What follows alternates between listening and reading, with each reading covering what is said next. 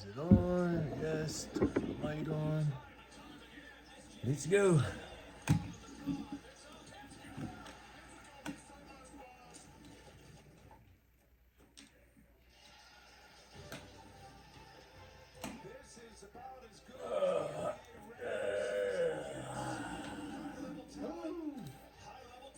Okay. Pause this. No. I'm gonna mute it. Okay. Okay. Welcome to the 33rd episode of my ACL Journey. My name is C. Win. I am the host of U-N-I-VERSELIFETV. That is at U-N-I-VERSELIFETV. When you type in U-N-I-Verse Life TV. Today is an exciting day for me because I woke up pretty good this morning. Last night, it must have been about 3, 4 in the morning. I took my pain meds because I had woke up in the middle of the night with a throbbing knee. So it's almost 10 o'clock. So it's been about almost 7 hours since I've taken my pain meds. My knee feels good. I don't feel the stretch and the stitches, so that's good. There should be the medication should be wearing off a little bit, so I should get a good range of my pain levels. We're gonna put a lot of work in today. Actually, today is just gonna be pretty much a full exercise day. I am on episode 33. Can't believe it. Time is going, but that's a good thing for me. Last night they had a very important rematch game, regular season, and of the two best teams in the league currently. And for those that follow basketball knows what the first outcome was. I didn't really gauge the first game to say that one team, the winner, was a better team than the loser. This game I actually think this game is more important than the first game. Because the last game losers have an opportunity to win, and if they do win, this could be a good sign of a very good championship series. If they both meet up in the championship game. So I'm gonna be going back and forth watching the game on mute while we're doing these exercises. And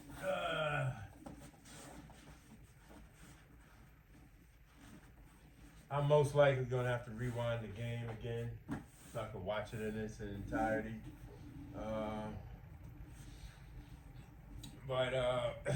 Yeah. So real quick before I start doing my exercises, I went to physical therapy yesterday, and it was a tough day for me yesterday because I realized again, I didn't take my medication for almost an entire day. And when I was doing the squats yesterday for yesterday's episode, that really put a wear and tear on me. Not the squats itself, but later on in the day, and throughout the course of the evening. I will tell the truth. I said that last episode, I said that I was going to come back later on and add more to yesterday's episode, and I didn't. my knee was achy. I'm not gonna say I was in pain, but my knee was very achy and stiff and swollen. Not swollen like week 1 or week 2, but just it was just swollen. And I when I had a talk, so I realized this morning when I woke up why my knee is always still has some swelling. I mean, I'm gonna have swelling regardless. That's what the physical therapist told me. But there was one thing that I haven't been doing that I stopped doing after week 1, and I didn't stop doing it by choice. I just stopped doing it because I just didn't remember to do it because of just going to sleep. It's very difficult to fall asleep these past weeks, and so I know the first week I would have the pillow under my leg. On the first week from surgery, I had the pillow under my leg, and that was kind of really uncomfortable for me. I couldn't find no position that was comfortable for me to go to sleep, and I kept waking up throughout the middle of the night, like every hour, every 2 hours. I didn't get 3 hours or more of sleep for the first 2 weeks. Just kept waking up from discomfort or having to go use the bathroom. Yesterday when I was talking to the therapist and I had concerns about the cracking in my knee, and I also had concerns about the swelling. Like, is this appropriate? I know it's a month, 4 weeks out. Should the swelling have already been gone? So what can I do besides icing? Because I do normally I ice consistently. Yesterday I iced twice, and the day before I didn't ice at all. And or was it the day before that? I don't remember. What was told to me was that I need to elevate my knee, and that will help with the swelling.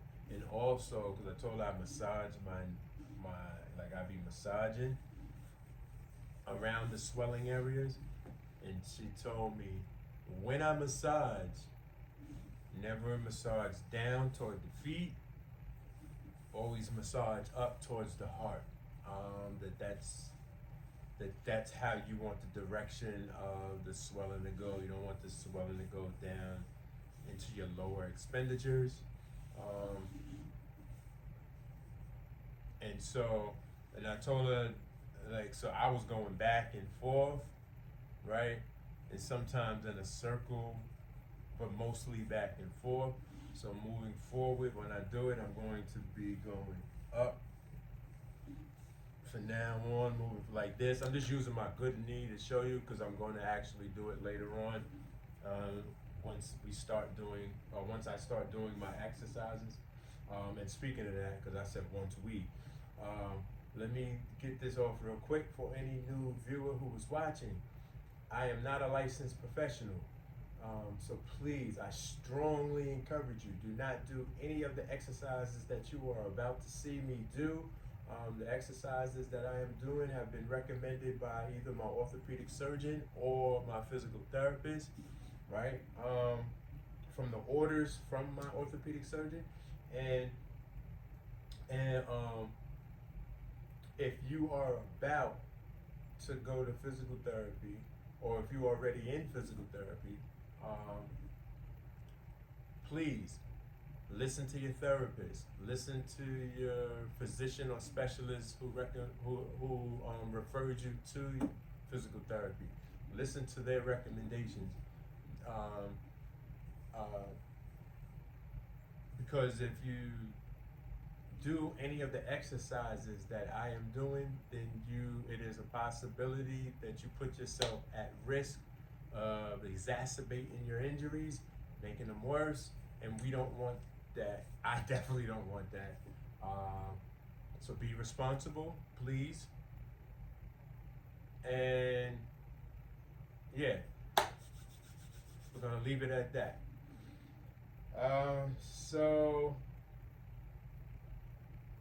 So this morning I woke up.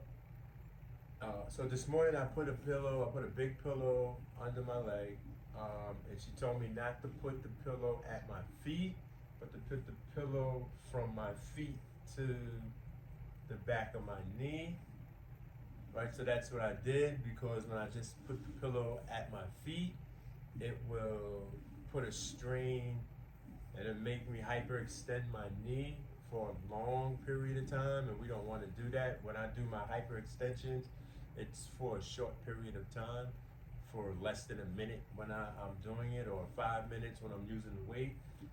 But to sleep with a pillow just, I don't feel like getting up.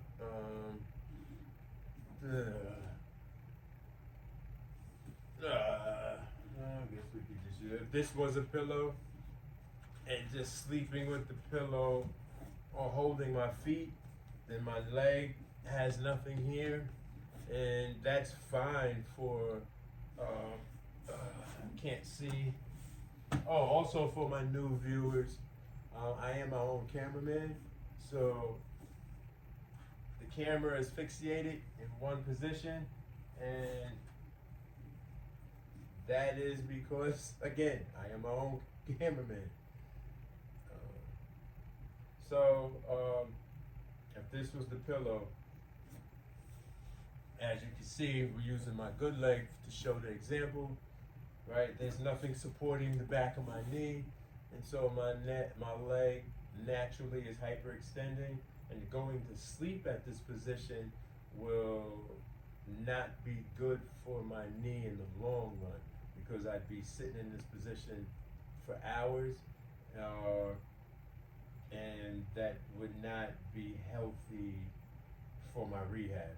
So I had to have a larger pillow that covered at least the majority. My pillow was bigger than that, but see, now I have, as you can see, the pillow that I had actually went below my feet to about here.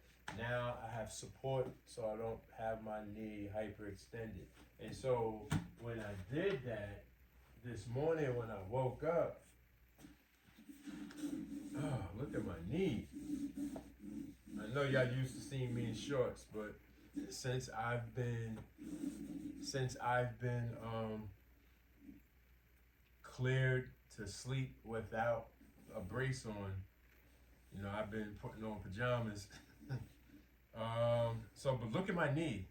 And then, of course, I believe you can still see the swelling there. Yeah, I think you can still see the swelling there. But look at my knee, man. It is so much reduction there. I can see. Oh, my tape came off. Oh, but I can't. I'm gonna have to find it. It's somewhere. Probably in the couch somewhere. It might be in the sheet. So one of my tapes, stereo tapes, came off. And hey, we're gonna take a look at the scar.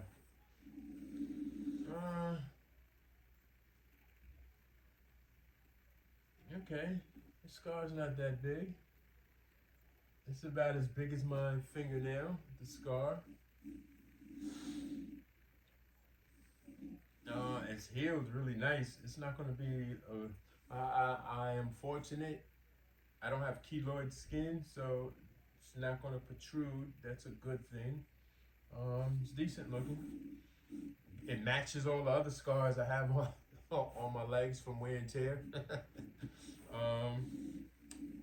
But look, back to what we was talking about. The swelling, I'm just looking at my knee, and even though it's still swollen, it's not swollen. Maybe the best way of saying it is proportions in a manner that I like.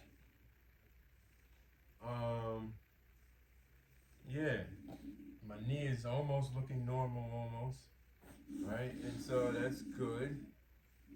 All right, so let me see if I put it. Oh, you know what? Let me try and go in this angle. Maybe you could see it more clearer if you look at it the way how I'm looking at it. All right.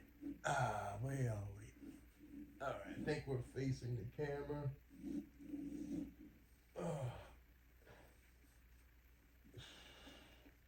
If you see, can you see?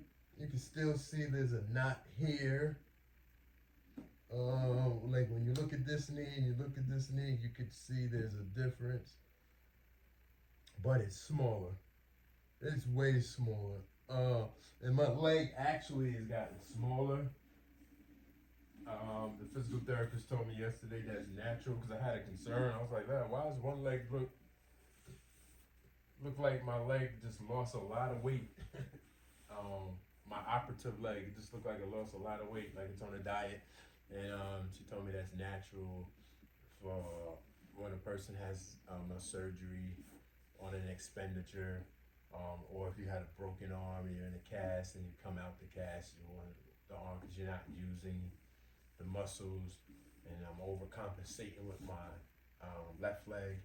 So, that's, but she said in time, and it will blossom back up into what it's supposed to be. So I'm not really concerned. It just looks weird when I look at both legs. Look like it's two different legs, from my leg and then another leg from somewhere else. But in time that will rectify itself. So we are about to get back into this. So the swelling actually was a healthy thing for me to, it was some good news, some optimism. So as tonight I will make sure tonight and moving forward, I will have a pillow under my leg to help with the swelling. And that's the moral of the story. Okay, so, I lifted it up. We're gonna start these exercises. All right, let me turn around. Oh. Okay, I like the score so far. I'm hoping that each of these two teams win at home, because then they'll both be battling throughout the regular season, because they're only off by one game apiece,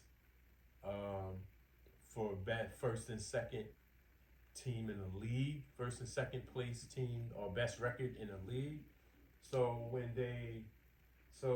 that will make for more drama after All-Star Weekend for these two teams to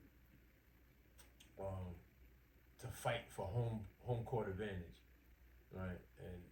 And that will make them both want to battle harder, or each regular season game is going to be even more meaningful, because at least I would think so, as the competitor that I am, I want the best advantage possible, right?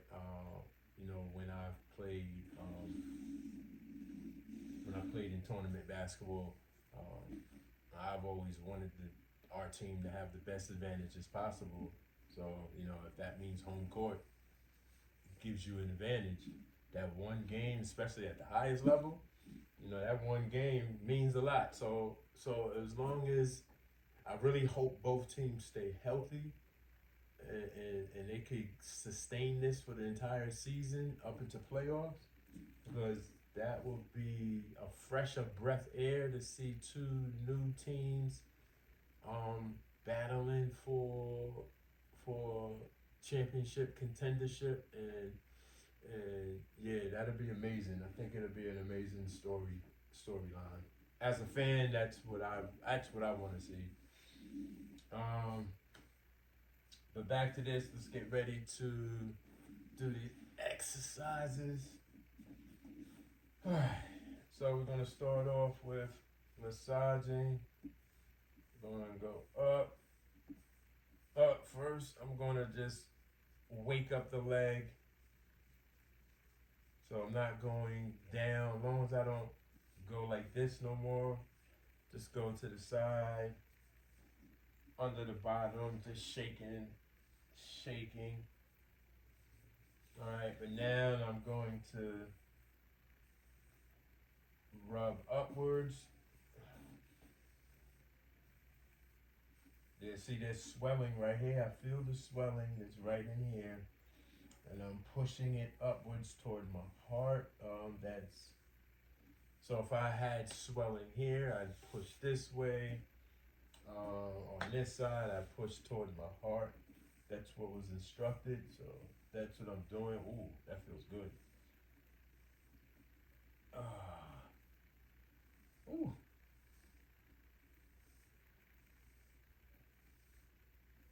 Okay, that feels good. Oh, that's what I'm so my wife didn't have to go to work today. So I'm gonna have her later take me to the store. And that's why I really started early today. Not only because I woke up and I'm energized, but there's a lot that I want to get done. I want to go out today. Just when I say go out, I'm just talking about going out to the market, basically. That's it. I think I want to cook a meal today. I just don't know. Me and my wife, we're still doing the Daniel fast.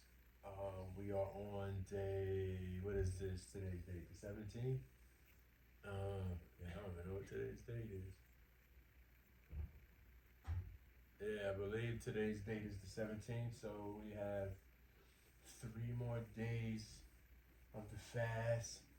Doing well. Oh, my stomach inflammation has, all that little inflammation around my joints have disappeared. Maybe my love handles there's a reduction to my love handles during this fast.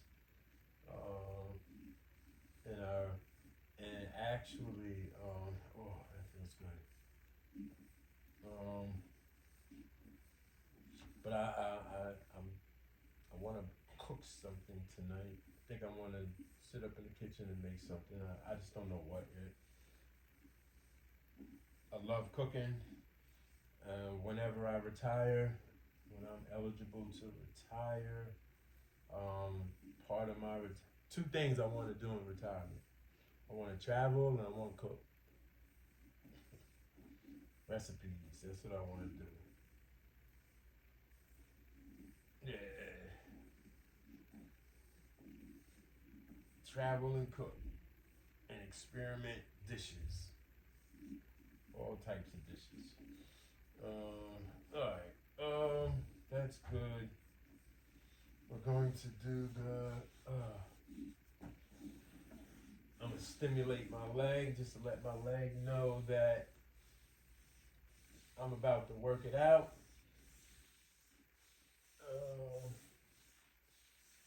Go up, down, side to side, up, down, side to side, up, down, side to side, up, down, side to side, up, down, side to side, up, down, side to side. I told the therapist I'd do that because this is not something that they do.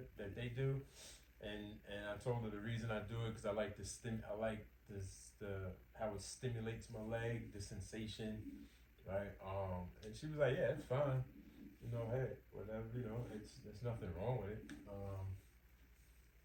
Before I do my workout, and so she said that was good. All right, so now I'm about to move my patella, my kneecap, side to side.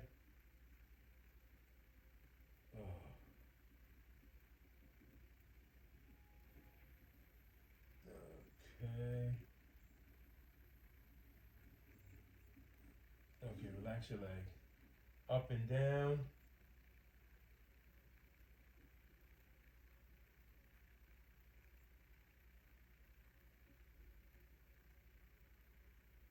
Side to side. This is supposed to help break up the blood vessels that are behind the kneecap. Right, as you can see right in here, still inflammation. Ooh. Up and down.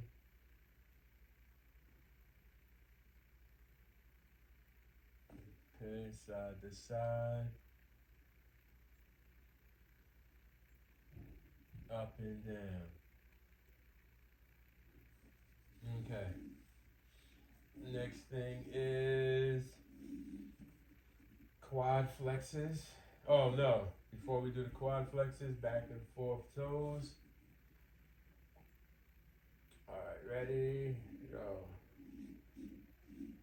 1, 2, 3, 4, 5, 6, 7, 8, 9, 10. 1, 2, damn. 3, 4, 5, 6, 7, 8, 9, 20. Ready? Circles. 1, 2, 3, 4, 5, 6, 7, 8, 9, 10. Reverse. 1, 2, 3, 4, 5, 6, 7, 8, 9, 20. All right, the next thing is quad flexes. All right. 1, 2, 3, 4, 5, 6, 7, 8, 9, 10. Hold it. 1, 2, 3, 4, 1001, 1002, 1003, 1004, 1005. Go. That's 1. Go. 1, 2, 3, 4, 5, 6, 7, 8, 9, 10. Hold it. 1001, 1002, 1003, 1004, 1005. That's 2. Go. 1, 2, 3, 4, 5, 6, 7, 8, 9, 10. 1001, 1002, 1003, 1004, 1005. Go. 1. Oh, that's 3. 1, 2, 3, 4, 5, 6, 7, 8, 9, 10. Hold it. 1001, 1002, 1003, 1004, 1005. Go. 1, 2, 3, 4, 5, 6, 7, 8, 9, 10. Hold it. 1001, 1002, 1003, 1004, 1005. Go. That's 4. Go. 1, 2, 3, 4, 5, 6, 7, 8, 9, 10. Hold it. 1001, 1002, 1003, 1004, 1005. That's 5. Ready, go. 1, 2, 3, 4, 5, 6, 7, 8, 9, 10. Hold it. 1001, 1002, 1003, 1004, 1005. That's 6. Go. 1, 2, 3, 4, 5, 6, 7, 8, 9, 10. Hold it. 1001, 1002, 1003, 1004, 1005. That's 7. Ready, go. 1, 2, 3, 4, 5, 6, 7, 8, 9, 10. Hold it. 1001, 1002, 1003, 1004, 1005. That's 8. Ready, go. 2, 3, 4, 5, 6, 7, 8, 9, 10. Hold it. 1001, 1002, 1003, 1004, 1005. That's 9. One more set. Go. 1, 2, 3, 4, 5, 6, 7, 8, 9, 10. Hold it. 1001, 1002, 1003, 1004, 1005. That's 10. Oh, good money. Okay. Just prepping up for the hard stuff. Prepping up for the hard stuff. Waking the knee up. That's all we doing. All right. So the next thing is, okay. What do we normally do? I think I might have accidentally threw away, my cheat sheet of all the exercises. So I gotta freestyle it. What do I normally do after I do my quads? Okay, we're going to do heel lifts. All right, let me come up a little bit. There you go. Oh, I know what I'm supposed to do. No heel lifts. Hyperextensions. All right, give me this.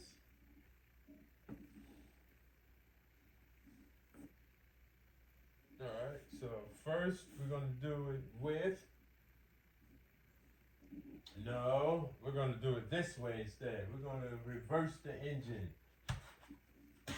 All right, we're going to start with this. All right, so the goal is to lift 1001, 1002, 1003, 1004, 1005. Down, that's 1. 1001, 1002, 1003, 1004, 1005. That's 2. Go. 1001, 1002, 1003, 1004, 1005. That's 3. Go. 1001, 1002, 1003, 1004, 1005. That's 4. Go. 1001, 1002, 1003, 1004, 1005. That's 5. Go. 1001, 1002, 1003, 1004, 1005. That's 6. Go. 1001, 1002, 1003, 1004, 1005. That's 7. Go. 1001, 1002, 1003, 1004, 1005. That's 8. Ready, go. 1001, 1002, 1003, 1004, 1005. That's 9. Ready, go. 1001, 1002, 1003, 1004, 1005. That's 10. All right. That was just to warm it up. I still be feeling it on my stitch right here when I do that. But the next one is, no, I want this one. It's smaller. All right. So now what we're going to do is hyperextend the knee. Pushing my knee down. Ready, go. 1001, 1002, 1003, 1004, 1005. Oh, the key to this exercise for me is push my heel toward the wall and my toes toward my face. And I'm going to push down with all my might and hold it. 1001, 1002, 1003, 1004, 1005. That's 1, starting over. Ready, go. 1001, 1002, 1003, 1004, 1005. That's 2. Ready, go. 1001, 1002, 1003, 1004, 1005. That's 3. Ready, go. 1001, 1002, 1003, 1004, 1005. That's 4. Ready, go. 1001, 1002, 1003, 1004, 1005. That's 5. Ready, go. 1001, 1002, 1003, 1004, 1005. That's 6. Ready, go. 1001, 1002, 1003, 1004, 1005. That's 7. Ready, go. 1001, 1002, 1003, 1004, 1005. That's 8. Ready, go. 1001, 1002, 1003, 1004, 1005. That's 9. Ready, go. 1001, 1002, 1003, 1004, 1005. That's 10. Good money. Now, we're going to test that. So, real quick. I just want to show you real quick with my good leg. Hyperextend. I cannot get my hand through. Maybe that's a bad angle. Alright, so hyperextend. I can't get my hand through. Right? But when I do it with this one, when I hyperextend, I can get my hand through, and you could see my, maybe you can see my fingertip, I'm not sure. But I can get my hand, oh, there you go, I can get my hand through, right? You can probably see my fingertips is right there, right? So, I'm gonna push hard. Ready? 1001, 1002, 1003, 1004, 1005. That took energy and I couldn't get my whole hand through. Ready? But what we're going to do, I'm going to push down. Alright, so I'm going to push down as I hyperextend. Alright, so give me a second. There you go. Alright. Ready, go. 1001, 1002, 1003, 1004, 1005. That's 1. Go. 1001, 1002, 1003, 1004, 1005. That's 2. Ready, go.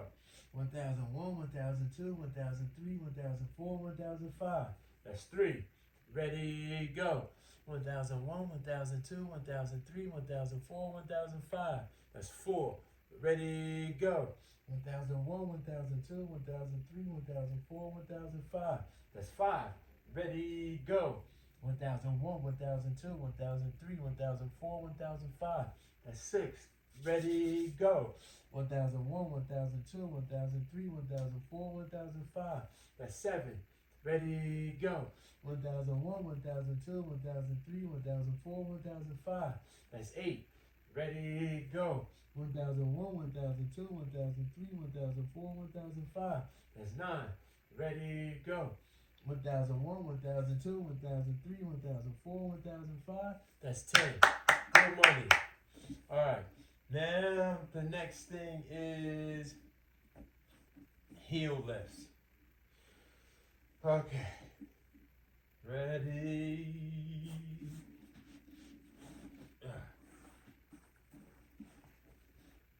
Okay. I don't know why I keep doing that.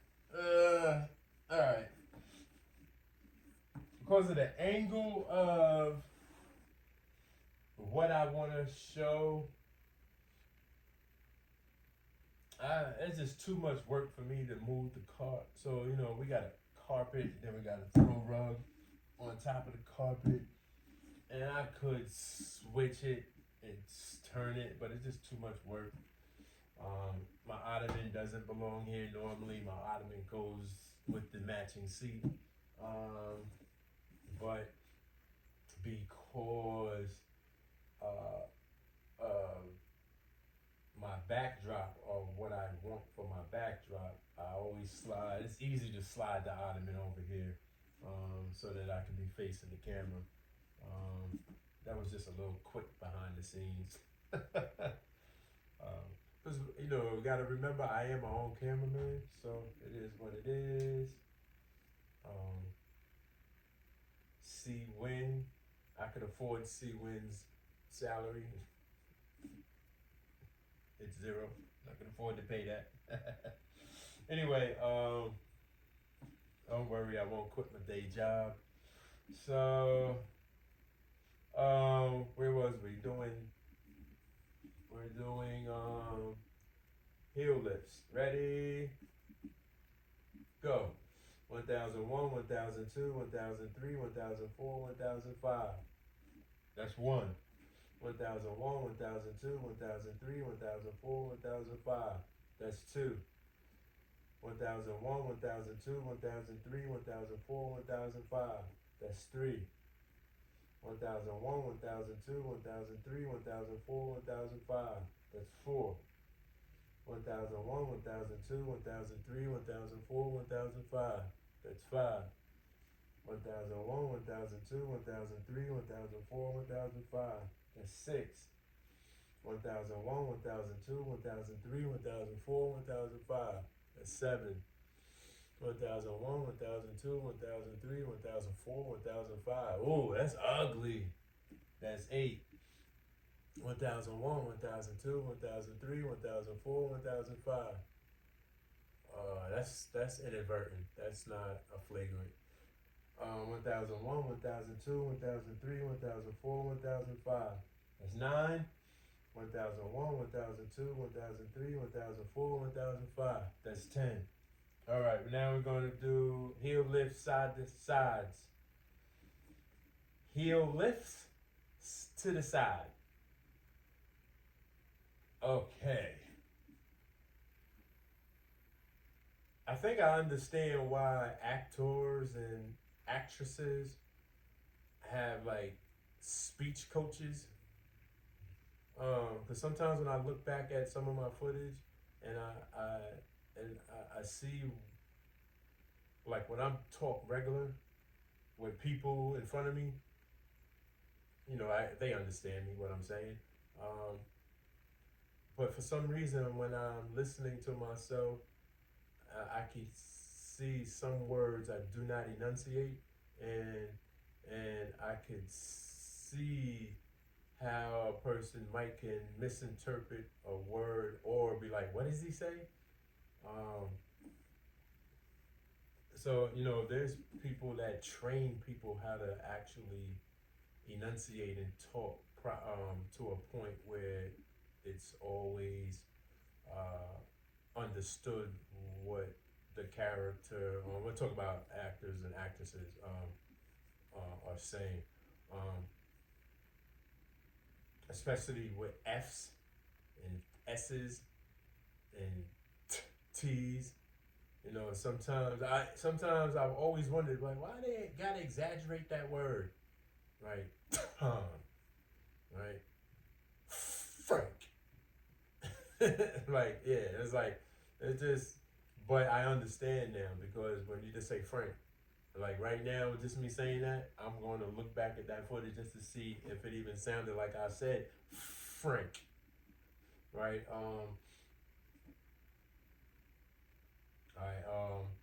Yeah, so I be noticing that. I don't know. I mean, I'm not going to take a class to help me to enunciate, but I will be a little bit more conscious when I talk, or a little bit more aware, and hopefully I can improve on it, because, you know, I'm not trying to be an actor, and, you know, this is just what I'm doing. But I'm procrastinating. Let's get back to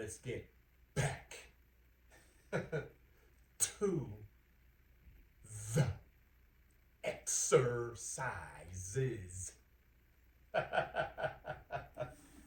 Alright. We're doing heel lifts to the side. 1,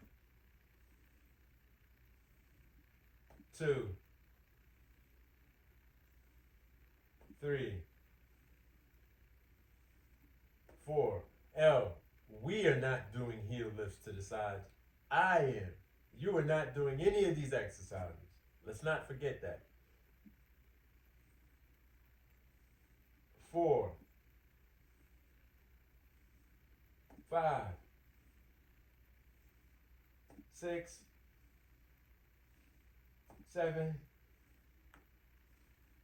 8, 9, 10. Okay. We got those out the way. Now it's time to start bending the knee. All right, so You know what? The therapist yesterday threw me in for a loop and made me start with heel slides off the rip. So you know what? The infamous heel slides are going to be the first exercise. Get them out the way. I ain't scared. I ain't scared. We're gonna get this done. Okay.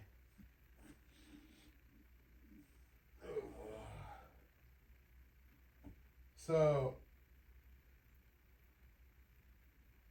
we're going to do 2 sets of heel slides.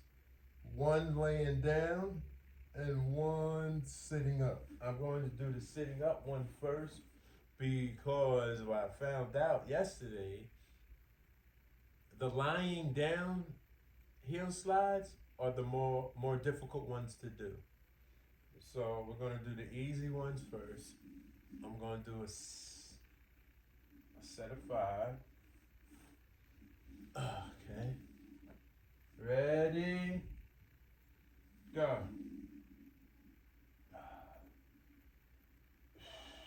1001, 1002, 1003, 1004, 1005. That's 1. Go. 1001, 1002, 1003, 1004, 1005. Down. That's 2. 1001, 1002, 1003, 1004, 1005. That's 3. 1001, 1002, 1003, 1004, 1005. That's 4. 1001, 1002, 1003, 1004, 1005. That's 5. Damn, this is not even a game. 1001, 1002, 1003, 1004, 1005. That's 6. 5. 1001, 1002, 1003, 1004, 1005. That's 6. I think I messed the count up. 1001, 1002, 1003, 1004, 1005. That's 7. 1001, 1002, 1003, 1004, 1005. That's 8. 1001, 1002, 1003, 1004, 1005. That's 9. 1001, 1002, 1003, 1004, 1005. That's 10. Now we're going to do heel slides laying down. So, I'm looking at this score, and it is a 19-point lead. The first game went back and forth. And this one, the home team is blowing out the visiting team.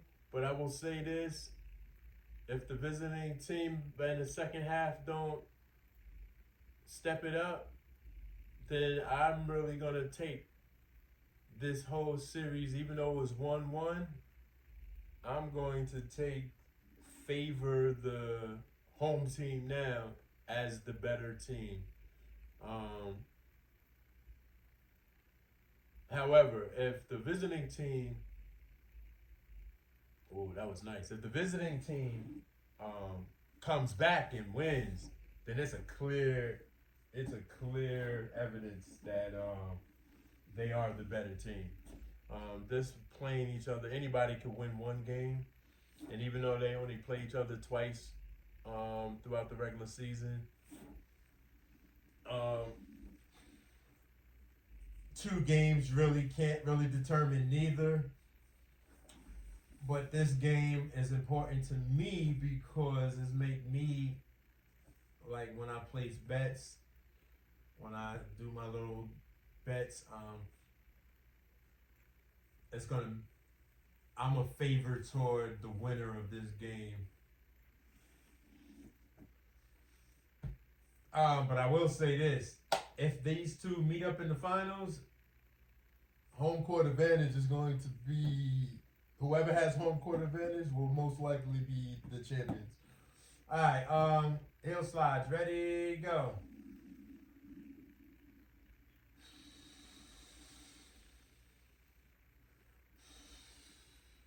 1001, 1002, 1003, 1004, 1005. That's one. Ready, go. 1001, 1002, 1003, 1004, 1005. That's two. Ready, go. 1001, 1002, 1003, 1004, 1005. That's three. Ready, go.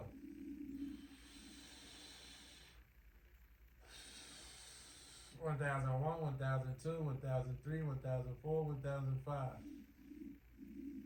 That's four. Ready, go. 1001, 1002, 1003, 1004, 1005.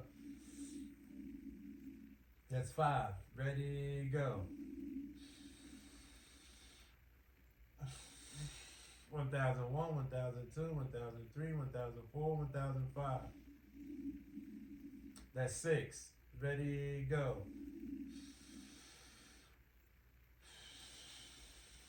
1001, 1002, 1003, 1004, 1005. That's seven. Ready, go.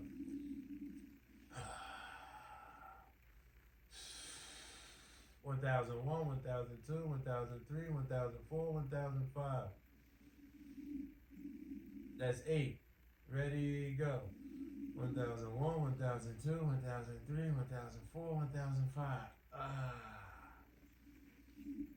That's nine. One more. Ready, go.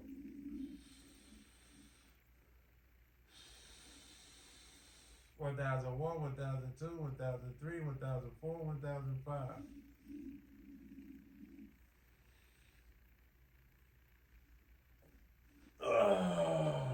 Okay, that's 10. Alright, next thing is the giant ball. No, I don't want to do the giant ball yet. I want to do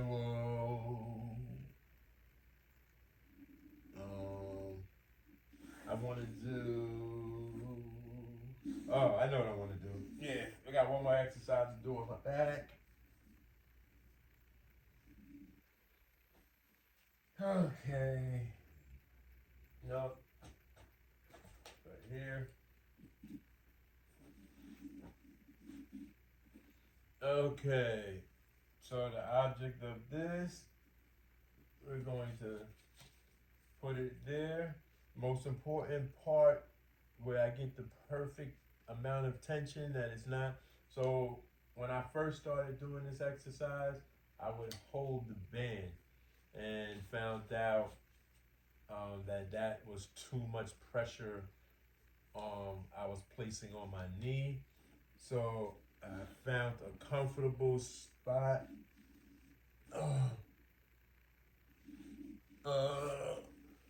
By keeping my elbows on the ground and lifting and just holding it instead of going like this.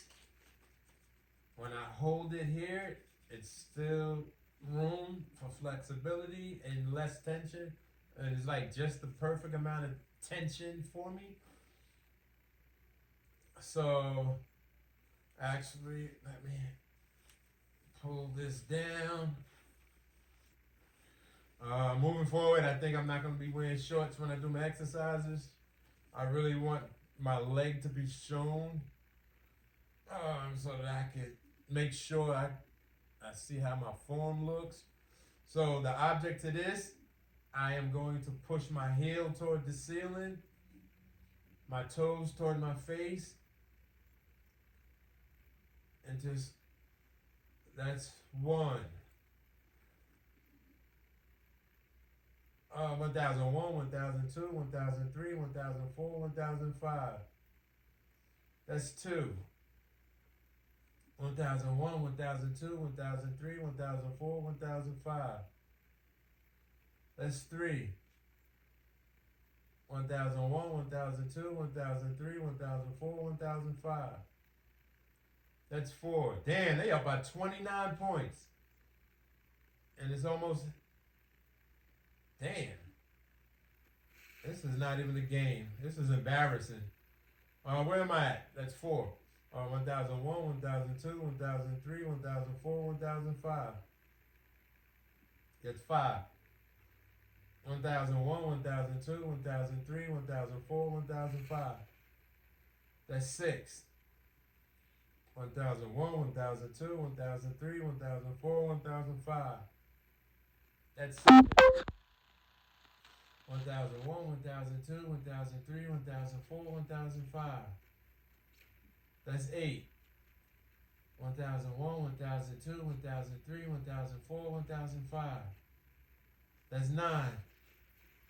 1001, 1002, 1003, 1004, 1005. That's 10. Alright, now we're going to hold it up, put my heel to the ceiling, toes toward my face, and we're going to push. 1, 2, 3, 4, 5, 6, 7, 8, 9, 10. 1, 2, 3, 4, 5, 6, 7, 8, 9, 20. Okay. Oh, that's done. Next thing is... Alright, the next thing is... Oh, yeah, this now. Do this on my stomach before I pull the chair. Oh, no, I still gotta do the big ball on my back, too. But I want to get this out the way. Alright, we need this. And I need this. For all y'all wondering what I'm doing, I'm creating a bridge foundation. This so that my knee doesn't touch the floor. The bottom of my thigh will be on here to protect the knee from touching the floor. This will help out as a stabilizer too. Not really though, but it will for the beginning part. Alright, so we're going to put this on my foot.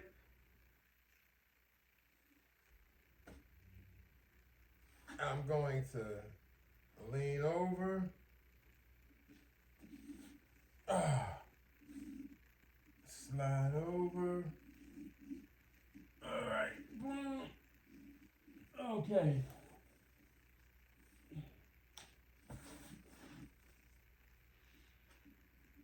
Okay.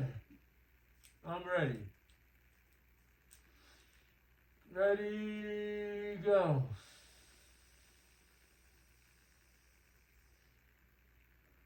Oh, that feels good, that stretch. 1001, 1002, 1003, 1004, 1005. That's 1.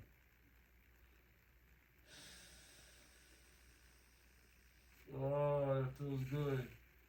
Woo. 1001, 1002, 1003, 1004, 1005.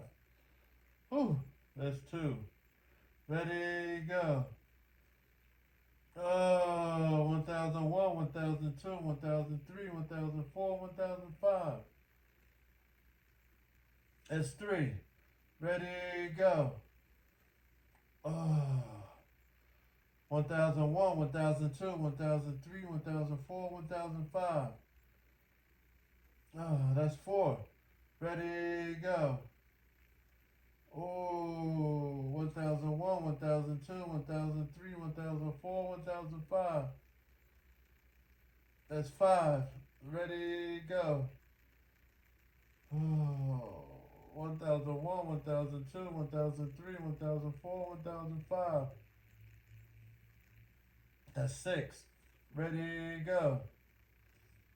1001, 1002, 1003, 1004, 1005. That's 7. Ready, go. Ooh, ooh, ooh, I love the stretch.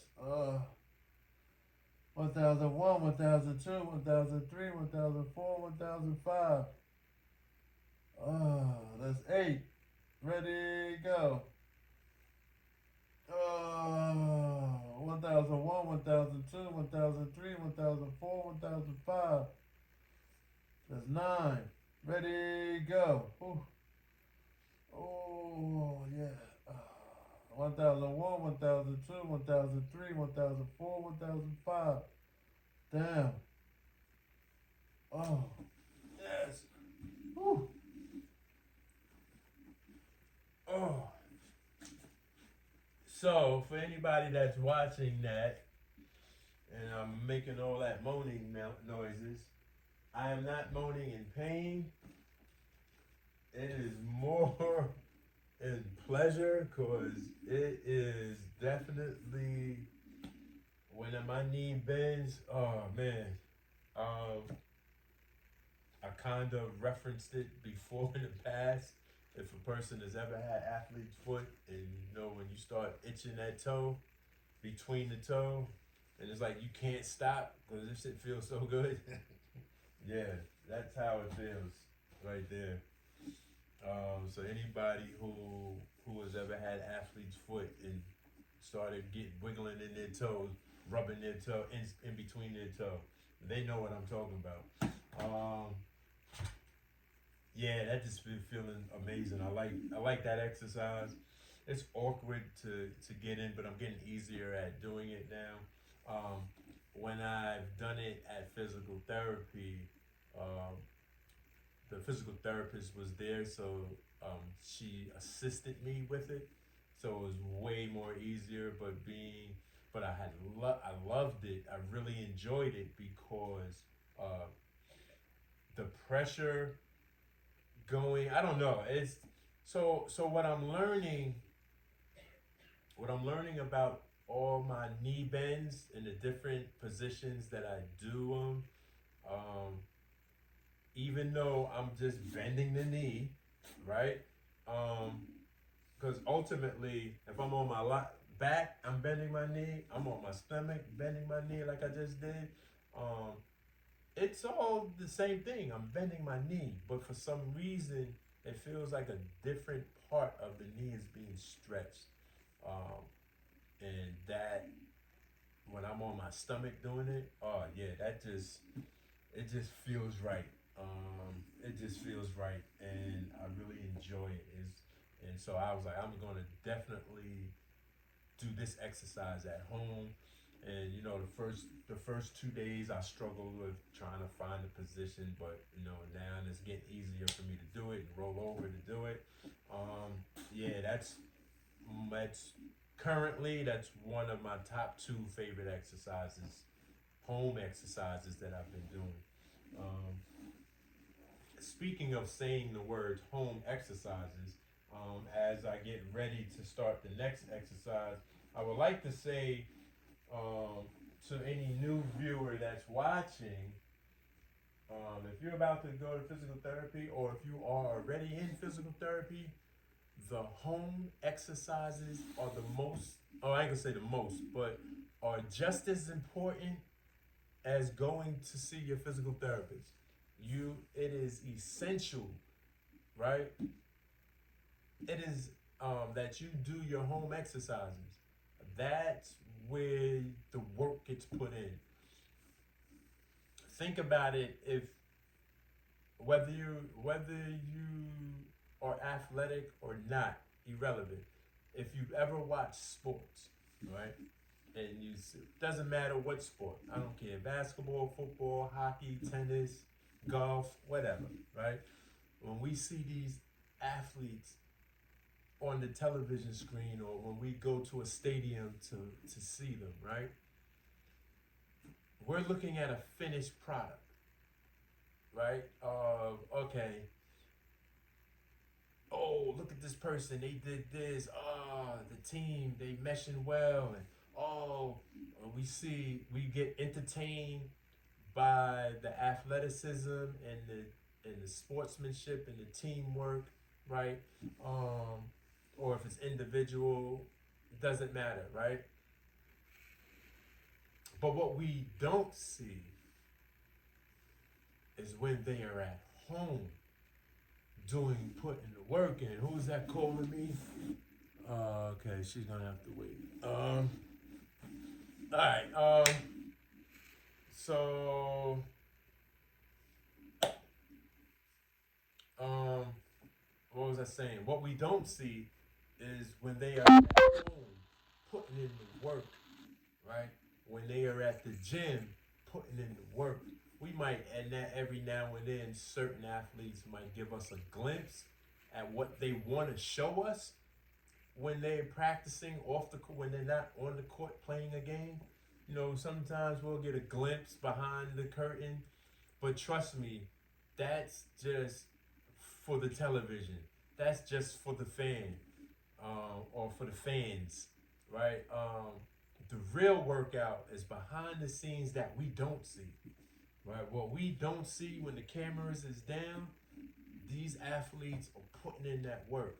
And I say that to say this: when you are in physical therapy, yes, you go and see your physical therapist, they give you the tools, right? And you work out there. But the real work, the real work is when you get home, right? And there's nobody there.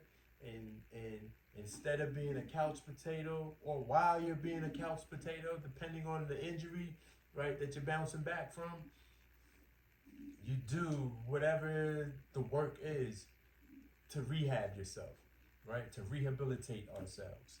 Like, we have to put the work in, right? And putting the work in doesn't mean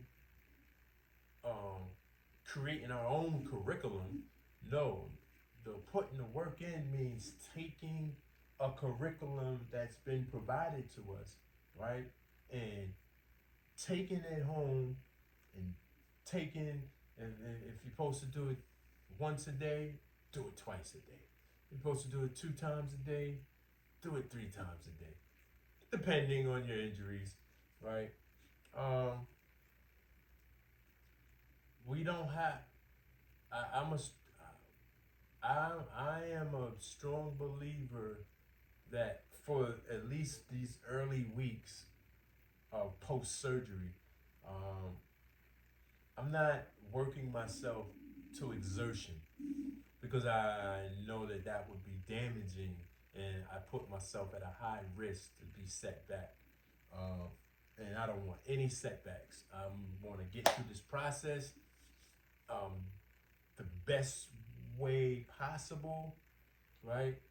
But I am motivated, and I am not afraid to embrace the pains that are associated with my comeback, right? And that's just me personally. All right, everybody is different. I get it. I understand it. There is no right and there is no wrong when it comes to our individual rehabbing, right? The only wrong is when we do not take what's prescribed to us and do it at home as well, right? That is what's wrong. That will prolong what it is that we're looking for, right? Home exercise is so important. And while I'm talking, let me get these other exercises in. Home exercise is so important. Do the home exercising. Okay.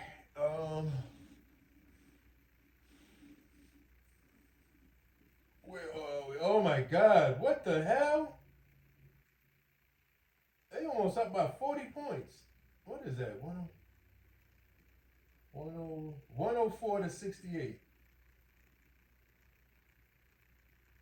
It's 36 points. That's crazy. This is embarrassing. And the losing team should be embarrassed.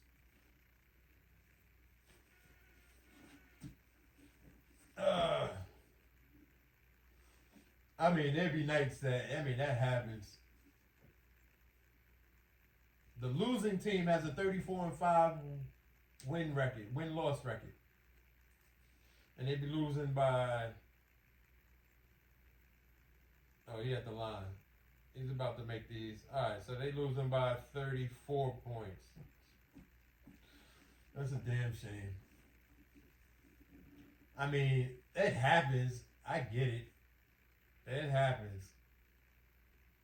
I've been on teams. I've played games with got blown out. I've played on games, pickup games where we got shut out. Those are not fun. So I get it. Sometimes the ball just don't go in. Sometimes, yeah. 106-70. Alright, 1001, 1002, 1003, 1004, 1005. That's one. 1001, 1002, 1003, 1004, 1005. That's two. Everybody can have a bad game, so I get it. This don't mean that the winning team. This doesn't mean that the winning team is the better team. It just means that both teams split. They won at home. That's all this really means. But this is embarrassing. To be the two best teams in the league currently. You know, as a fan, have the expectation of, you know, a more competitive game. But who knows? Nah, I doubt it. The way they up by, oh my God, one more 70-108. 38 points. Are they gone? Oh, they might can crack 40 right here. Let me see. All right, that's two. 40 points. 110-70. 40-point lead. That's crazy. Yeah, this game over. I'm not even playing this back. I was going to play it back. I was hoping it was going to be more competitive. I get it, though. Sometimes a team is just off. I've experienced that before playing, so I get it. It's just not a good day. Doesn't mean it's not a 7-game series. So that's 3 or is that 4? I don't know, so we're going to say 3. All right, let's go, because I'm doing a lot of talking. All right, 1001, 1002, 1003, 1004, 1005. That's 4. Ready, go. 1001, 1002, 1003, 1004, 1005. That's 5. Ready, go. 1001, 1002, 1003, 1004, 1005. That's 6. You know, lately, me doing this is the exercise where my knee always be cracking. It hasn't cracked so far. 1001, 1002, 1003, 1004, 1005. That's 6. Ready, go. 1001, 1002, 1003, 1004, 1005. That's 7. Ready, go. 1001, 1002, 1003, 1004, 1005. Oh, I didn't know he went to there. That's 8. Ready. 1001, 1002, 1003, 1004, 1005. That's 9. One more. 1001, 1002, 1003, 1004, 1005. That's 10. All right.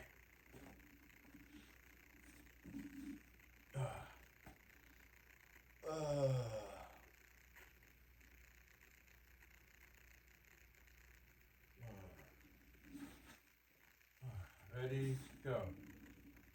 1001, 1002, 1003, 1004, 1005. Go. Oh, and my leg cracked for the first time. 1001, 1002, 1003, 1004, 1005. 115 to 75. That's 2. 1001, 1002, 1003, 1004, 1005. That's 3. 1001, 1002, 1003, 1004, 1005. That's 4. 1001, 1002, 1003, 1004, 1005. That's 5. 1001, 1002, 1003, 1004, 1005. That's 6. 1001, 1002, 1003, 1004, 1005. That's 7. 1001, 1002, 1003, 1004, 1005. That's 8. 1001, 1002, 1003, 1004, 1005. That's 9. 41 point lead. 1001, 1002, 1003, 1004, 1005. That's 10. Alright, so now we're about to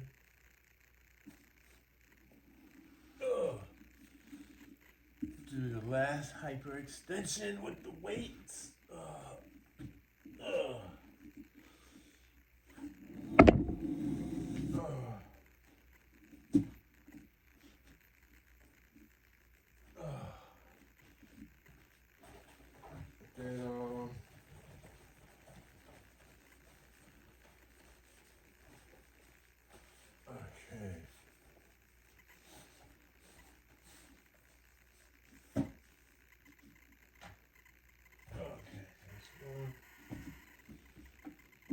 Okay, we are going to go this way.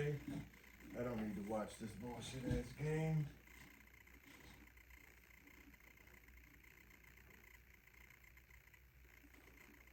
Okay. I'm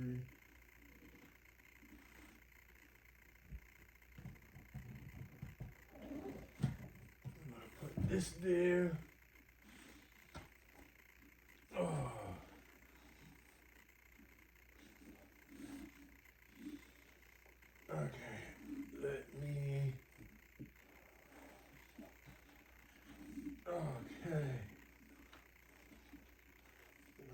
Here, I think that's good. Who is that texting?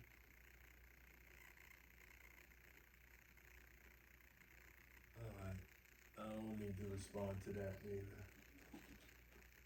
I'm filming right now, so the first caller, if it was a real emergency, they would call back or even text, so I could wait, or they could wait. Alright, so inside my little bag,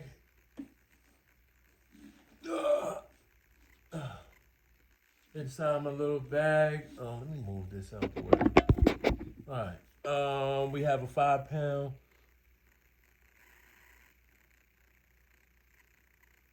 Oh, what does it say? From when you get a chance, give me a call back. Alright, so, yeah, I will.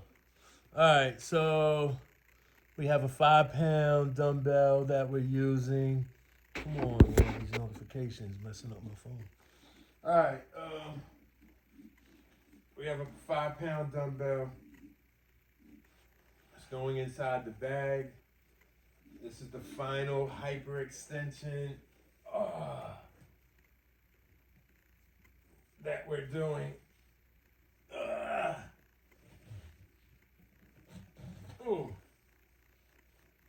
We're gonna do this for 5 minutes. So put one strap above the knee, one strap below the knee, and the weight is going to help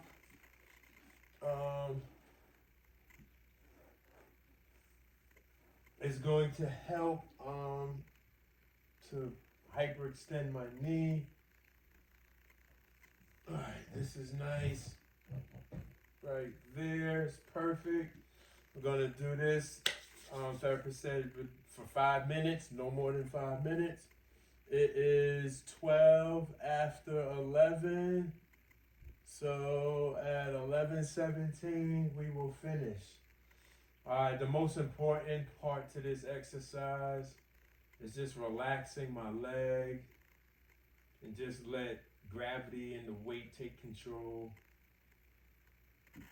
Um, yeah, basically, I like doing this one too. The weight is not really heavy. Actually, when you look, so usually, since I've been doing this, I usually be facing that direction. Can't really see, so this is the first time I'm actually going in this direction. So, it looks like my knee is hyperextended. I like that. It will help. Yeah. While I am here, let me see if I can grab my iPad. Oh, there you go. All right, so where are we? I just wanted to read this real quick statistic.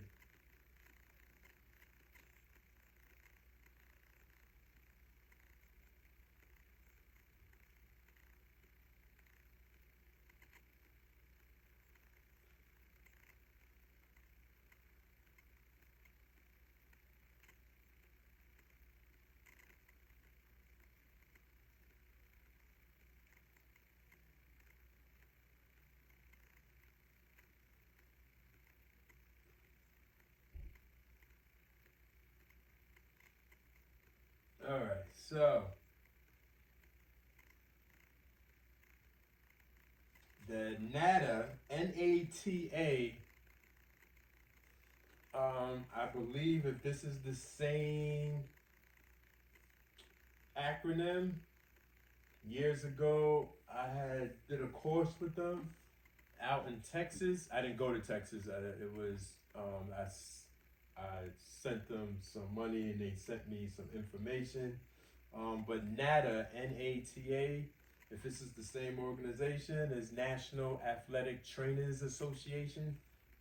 So this information is coming from them. Approximately 150,000 ACL injuries occur in the United States each year. Female female athletes participating in basketball and soccer are 2 to 8 times more. Hey, how come this is not?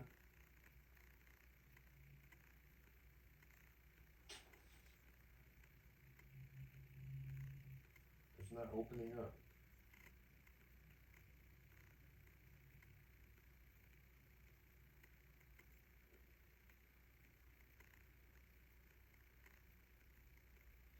I just opened up to something else. All right, so let's do this. Go back.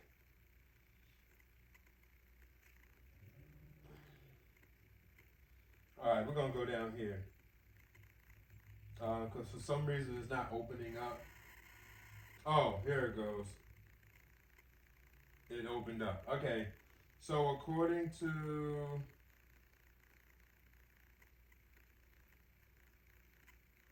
well, no, that's not the same. That's different. All right. How do you open this file up? Do I open it from here?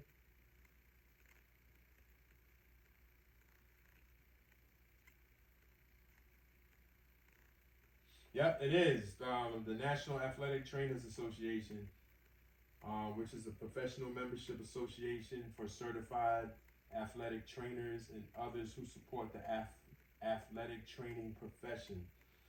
Founded in 1950, the National Athletic Trainers Association currently has 43,000 members worldwide.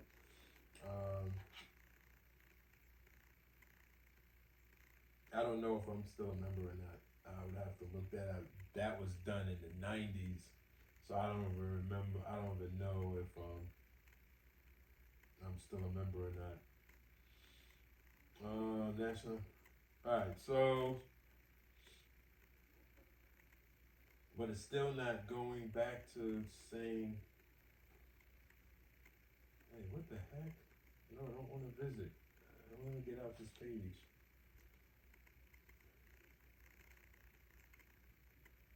There you go. Boom. All right. So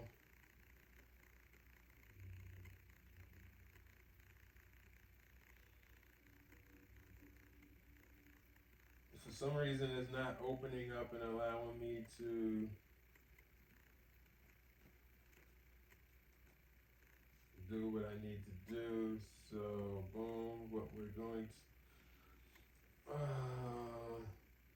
Unless there's another site. No, I don't know that site. I don't know if that's credible. I really wanted to read this information from NADA, but for some reason it's not opening up. So I'm going to read this. This is an AI overview. So I don't know how credible this is, but it's just an. I really wanted to read the information from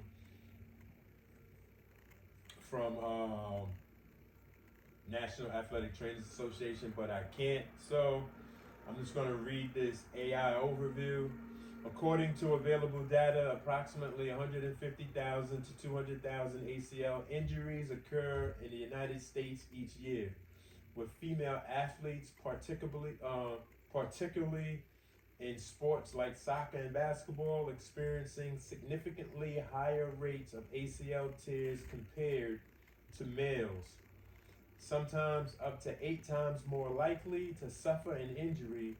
Around 70% of ACL injuries are considered non-contact injuries, often happening during sudden direction changes or landing from a jump. All right, so key points about ACL injuries: prevalence. Between 150,000 and 200,000 ACL injuries occur annually in the United States. Gender disparity. Female athletes experience a significantly higher rate of ACL injuries compared to males. Mechanism. Most ACL injuries, around 70%, are non-contact, occurring during actions like changing direction or landing from a jump. And sports affected. Sports like soccer and basketball are associated with a higher risk of ACL injuries, especially for female athletes. I just want to read that but moving forward, I'm going to always research something about ACL injuries, but that's just going to be my first time doing it. And I just want to share mine. Okay. Ooh, that's over 5 minutes. Let's take this off. Okay. So I just want to share mine. How my ACL got torn. I was playing pickup basketball that I play every Sunday morning, 7 o'clock in the morning. And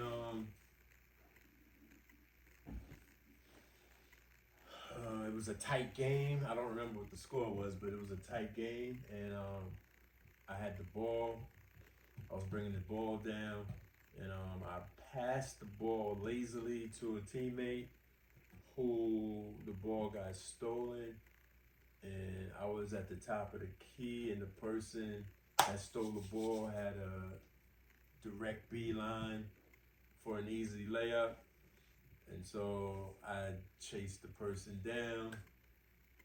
And some days when I'm feeling good, because I don't do a lot of jumping, I'm 50, I'm very active, I'm always moving, but I don't do a lot of up and down because, jumping is easy, but landing sometimes it's not as easy. Let's just put it that way. But some days are better than others, and I'll do a lot of jumping, right? Grab boards. Most times I'm not trying to grab rebounds. But when my legs are feeling really good, then I will, or I forget. My adrenaline be kicked in so much, and I just be locked in, and I'll just have these good games. I have flashbacks of little glimpses of the old me. Every now and then that happens, but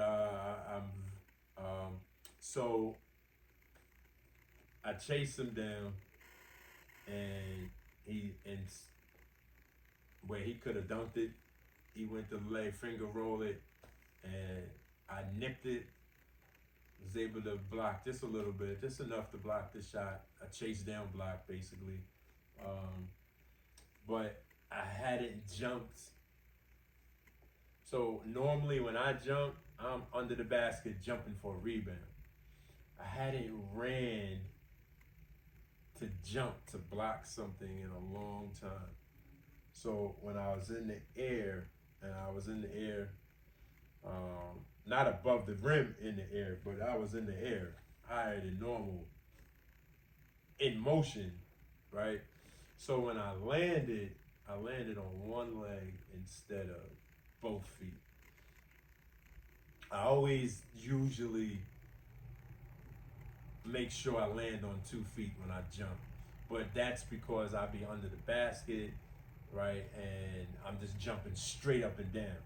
But jumping from a running position, I'm in the air and I'm going, my body's being propelled forward. So I think it was kind of a natural, I've never really looked to see other players if you're supposed to land on 2 feet or not. I don't know, but I landed on one leg, and my leg just collapsed. I fell down, and I was like, right? And I come from an era, I've been playing basketball since late 70s, early 80s, right? So I come from that time period, wearing Chuck Taylors, right? And pony. Only old school cats know what ponies are. Word up. Those are my basketball shoes, right? And so I come from an era where if it ain't broke, dust yourself off, keep playing. So I have that type of mentality, and I have a certain temperament toward pain. So the game stopped for probably a minute or two. Everybody, wanted me to try to gather myself, whatever. And then I was able to go like this on the floor while I was like, I'm ready. They was like, yo, you need a sub? And I was like, no, I'm good. It ain't broke, right? And I got up and I continued to play.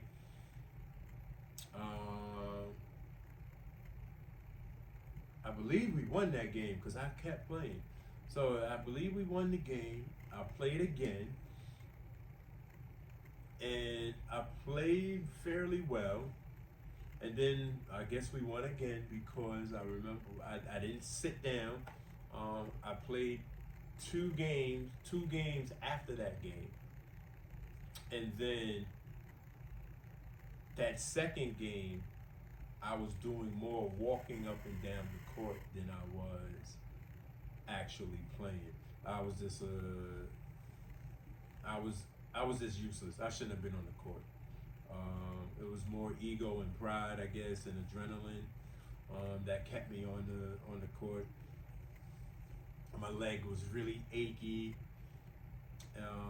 So then later on, I sat out. I actually tried to start a third game, and I think maybe 1 or 2 baskets was scored, and I was like, yo, somebody come in for me, and I couldn't play.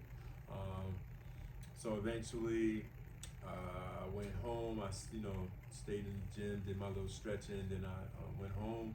And when I went home, just so happened it was my boy's birthday, and so one of my homeboys, his birthday. So I already knew later on that evening we was gonna go out, celebrate my boy's birthday, and so later on that evening when we went to go celebrate, we went ATV riding, right? And so I'm out in the woods, and I don't like to just do the corny, just riding all slow through a dirt path. So I was actually out there riding, and that was all Sunday. Monday morning, I'm off on Mondays from work. So Monday morning when I woke up, my knee was like this. Like it was really big and it was hurting. It was, the pain level was like, yeah, it was. Whew. So I immediately called my primary. They told me to come in. So I went in, then I went got some x-rays done, and x-rays showed that nothing was broken, but x-rays only show bone, right? So I got referred to orthopedic, and then so on and so forth, had MRI and everything, and so on and so forth. That's how I found out about the torn ACL, and here we are, right? So, you know, but I'm jumping, playing basketball, and yeah, so the lesson learned from all of this for me is that whenever I do get back to playing basketball, you know what? No more chase down blocks. Anyway, yeah, let me get back to this exercises. So we're about to go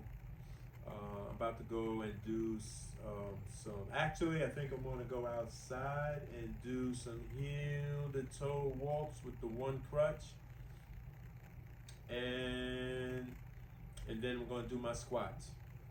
So I will see y'all shortly, and yeah, we back. It's on, yep, it's on. All right, we back, we outside. Haven't done these in several episodes. So we're about to do the heel to toe walks. The good news is, instead of using 2 crutches, only using 1. So this should be good, interesting. All right, ready? All right, so the most important thing when I do the heel,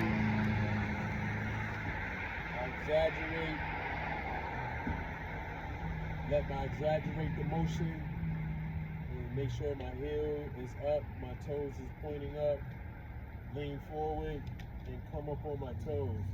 Another thing that's different with these, this heel to toe walk, I'm allowed to have the brace unlocked. So it's going to be a different motion, it's going to feel different this time. It's going to look awkward. The physical therapist wants me, when I do this, when I was practicing yesterday at physical therapy, she doesn't want me to walk with a limp. She wants me to do my best not to limp on my left leg when I do this exercise.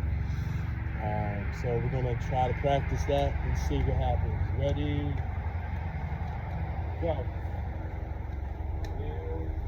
Go.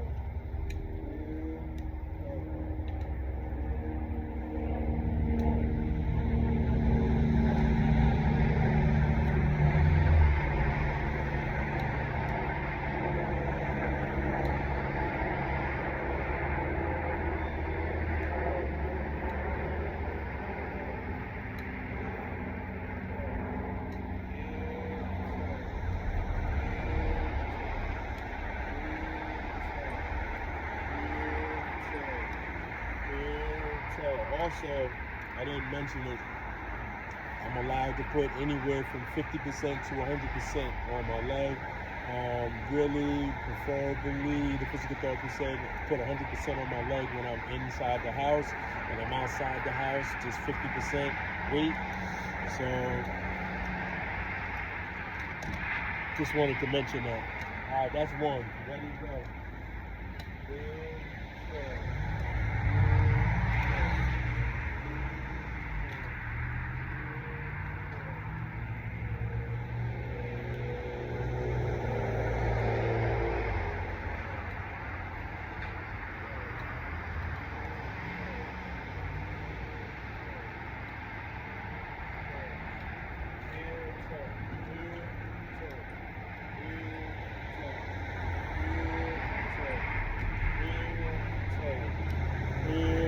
Inhale, that's 2.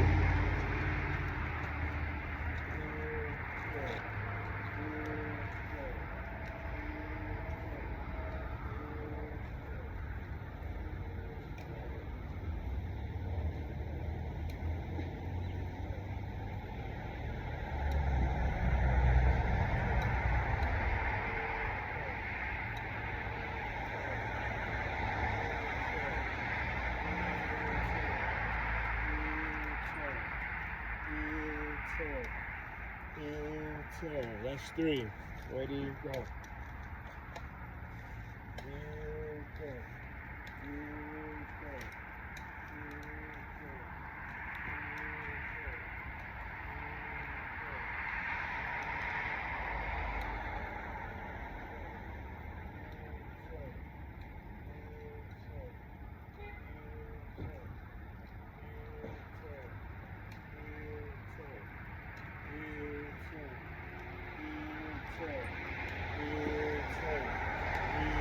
inhale, that's 4. Ready, go.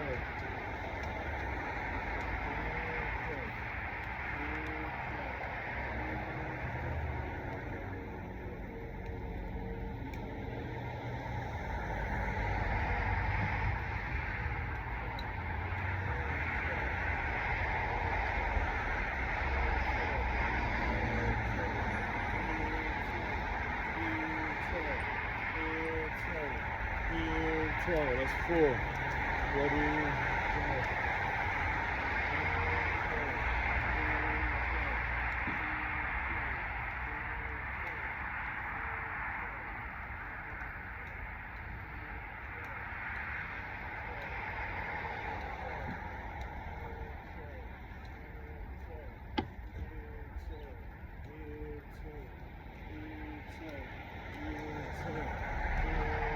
That's 5. It feels awkward. I'm trying to do it in a natural position, but it still feels awkward. I could feel it like a little limp. I can't. I'm trying to not do it, but it's hard. All right, ready, go.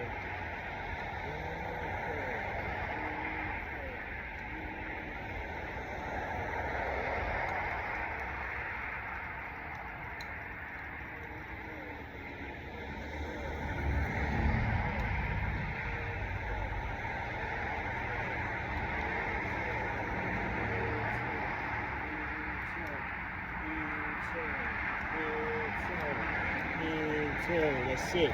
Ready, go.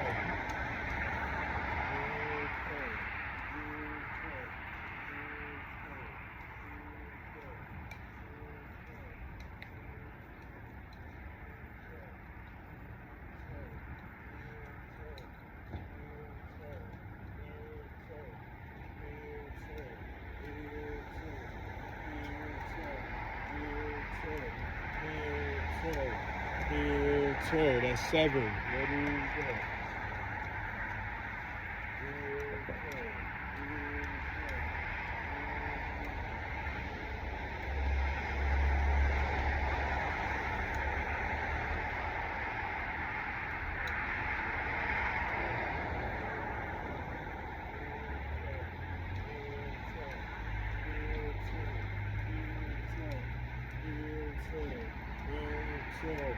Inhale, that's 8. Ready, go.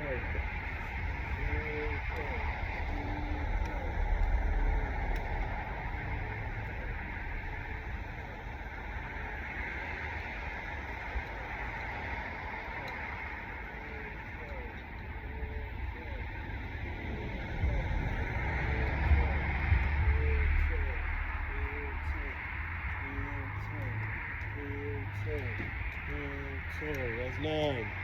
Last set. Ready, go.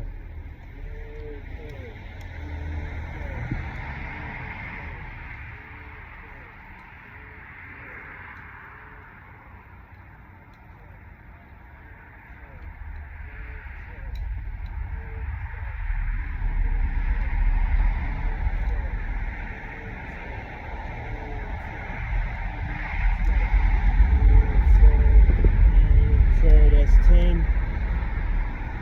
I feel my knee a little bit. Pretty much like right in here. It's nothing. This pain level is probably a 2 or 3. It's not even a 3, probably a 2. It's more just pressure than pain. Actually did that exercise pretty under 10 minutes. Usually when I was with the 2 crutches, it was like a 12-minute exercise. All right, so we're about to go in. We're gonna do these, go into the corridor. We're going to do the squats, and then we'll bring it back into the house. See you in a bit. All right, we back on? Yep, we are. All right, I'm gonna have to take this jacket off. All right, we're about to do these squats. And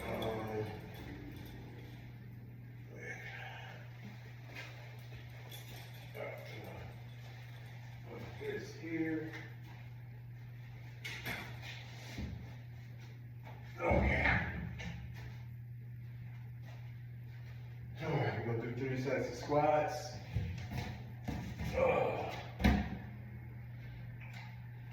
Actually, this can go on this side. 1, 2, 4.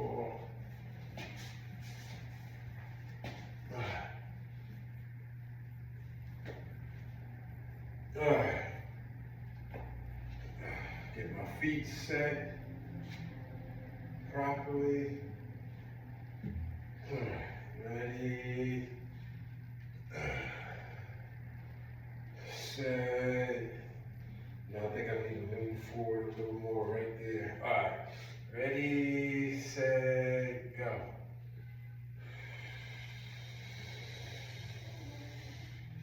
That's 1. Now put my feet up a little more, right there. All right, ready? That was just the warm up, starting down, go. Yeah, it's more better. That's 1. Ready, go. That's 2. Ready, go.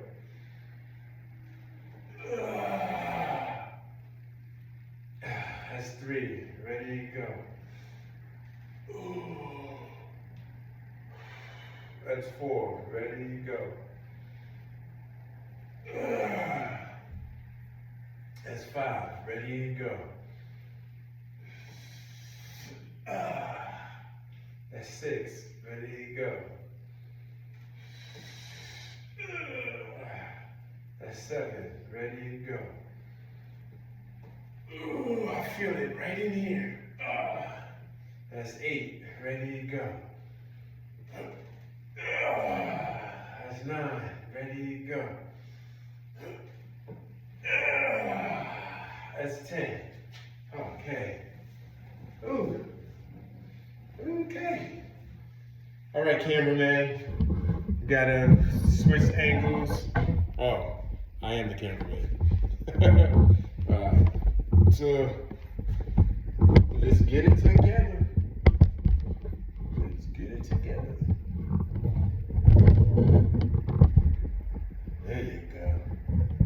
Kinda like that. Oh, hold on. Always keep my crutch near me. I'm only supposed to walk without the crutch if I'm home, inside my home, not outside the home. Okay. And even though I'm home, I'm outside the home. So, all right. Ready? Okay. All right, ready? Let's see if this is a good form. Oh, wait. Bring you up a little. All right, ready, go.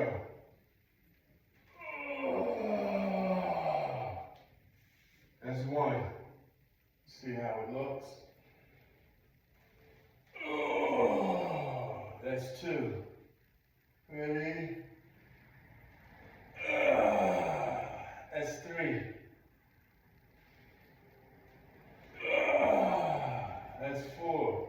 I'm arching my my back, well, the ball is making me arch my back, but I am doing my best to bend my knee while I'm coming down. That's 5. Ready, go. That's 6. That's 7.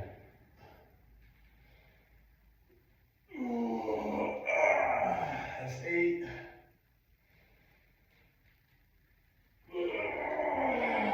That's 9. One more. That's 10. Okay. Now we're going to do the other direction.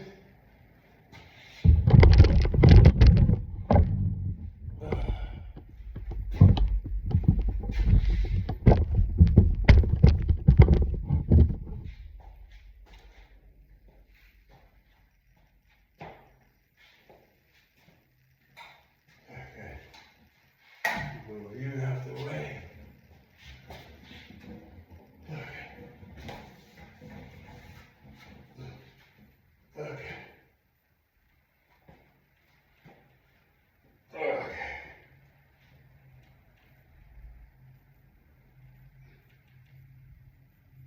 Actually, I could move back some. Yeah, I want to be in the camera. There you go. That looks good. I want my feet, everything in the camera. Ready?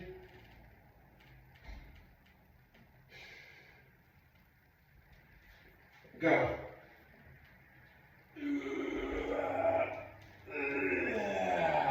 That's 1. Let's see how that looks. That's 2.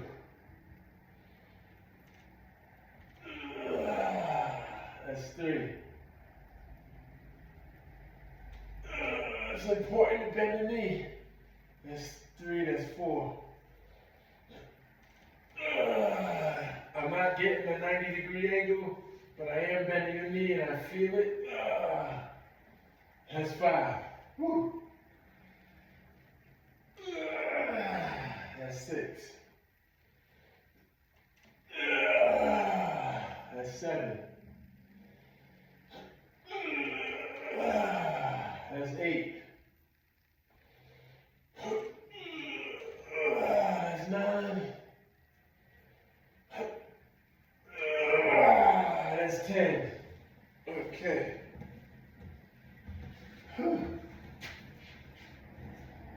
I can't wait to be able to do a squat on my own.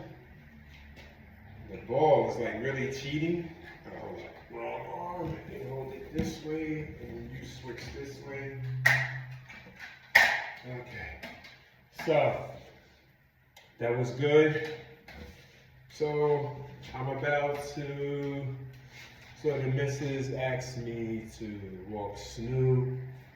She just wants to be lazy today and be in the house and just relax. When I use the term lazy, not lazy in a negative term, but in a positive term, because my baby, she worked hard, and so she deserves some downtime. So I'm gonna walk him. I walk him when she's at work, and when she's not at work, she'll walk him. But I'm gonna walk him, and then after I walk him, then we're gonna finish up everything. So for you, it's only gonna be a quick blackout, fade in and fade out to fade back in.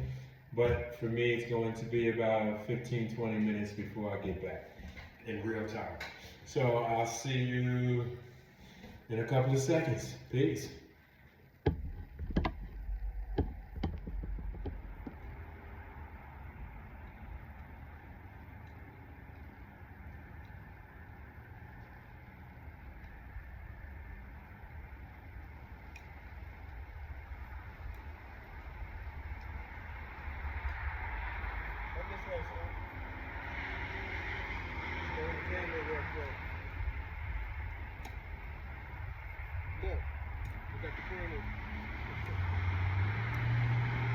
Anyway, I figured I'd do a little bit of footage of me walking him.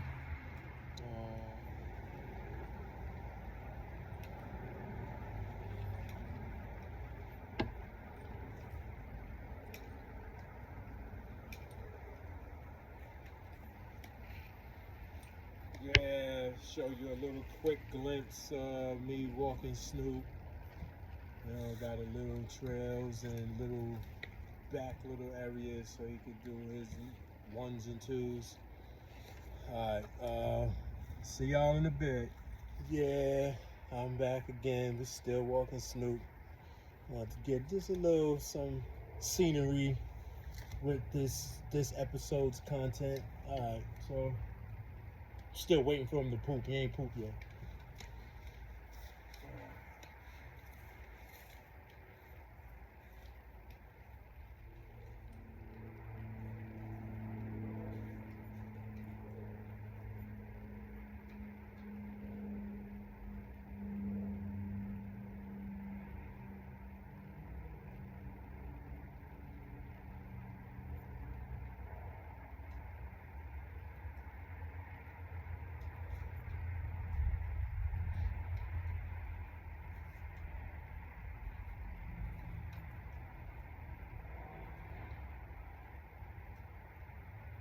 Hey, don't eat that.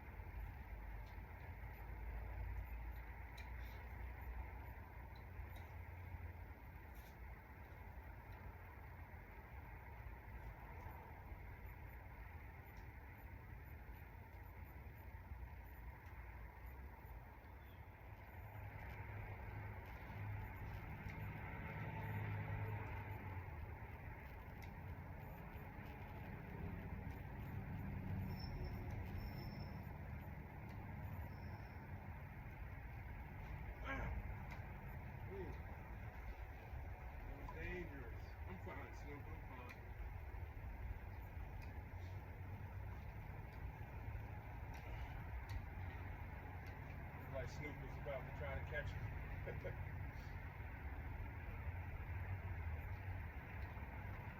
Boy, still ain't poop.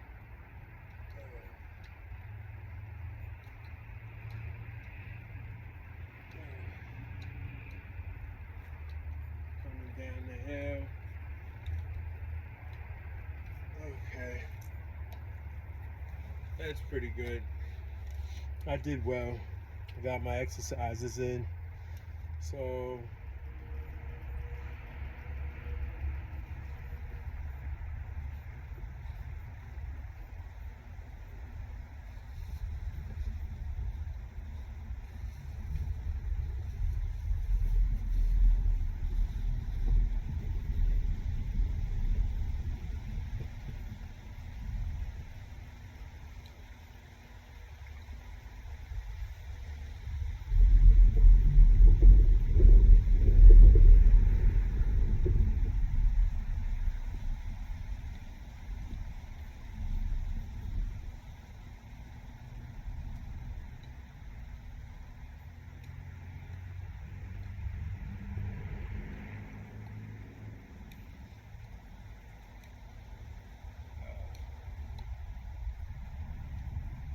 yeah,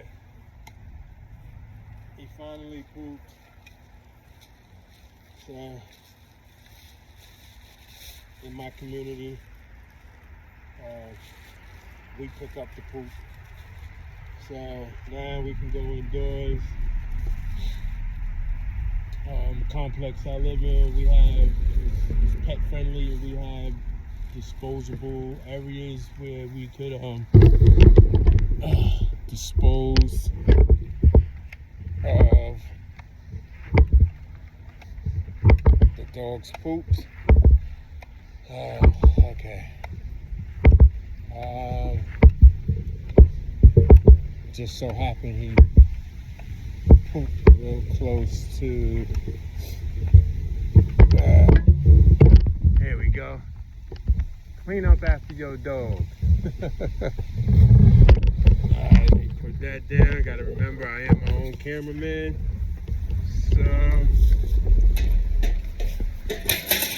All right, Snoop, you ready? It's time to go. All right, I'll see y'all in a minute. Peace. Back. Let's turn this light on. All right, let's get it finished up. We're winding down. Basically, just gonna do some icing in my tens unit.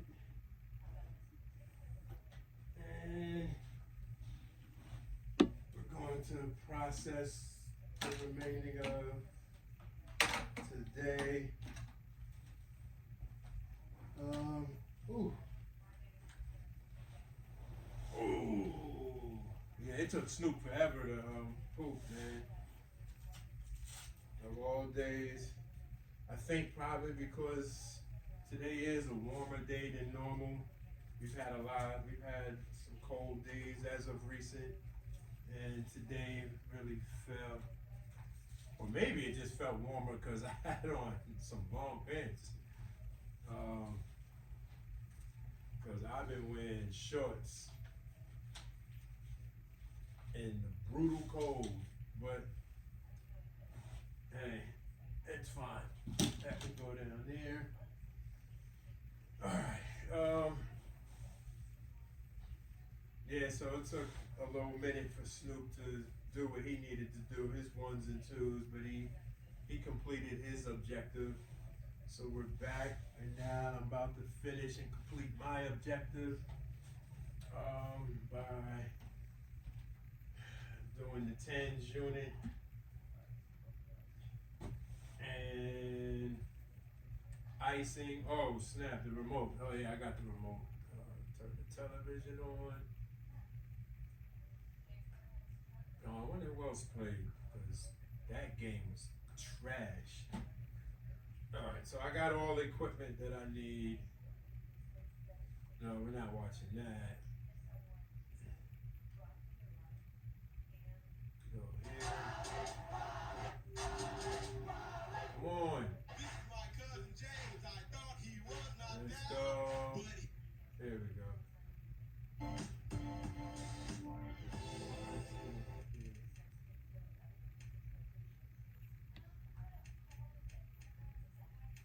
Alright, here we go. We are going back to NBA TV.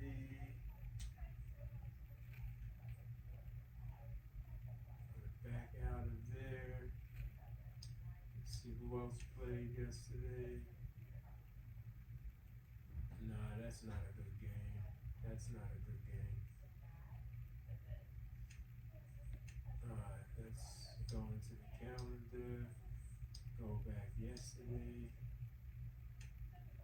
Oh, wait, go back 2 days, excuse me. A lot of games on the 15th. Alright, I'll play this game.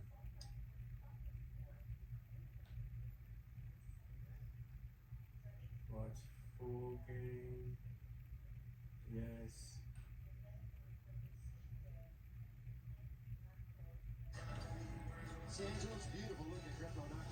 Mute. Alright. So basically, overall, I think today was a good day of exercising. I did a lot of walking today, more than I normally do. I really was energetic and had a lot of energy today. So, I did a little extra. Nothing that's overwhelming.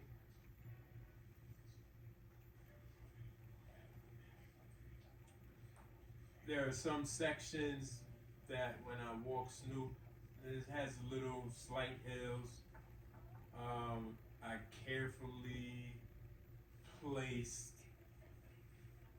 the crutch in strategic spots so that when I was going up or down the hill, I had a nice firm foundation, so I wouldn't have to lessen the risk of fall or injury.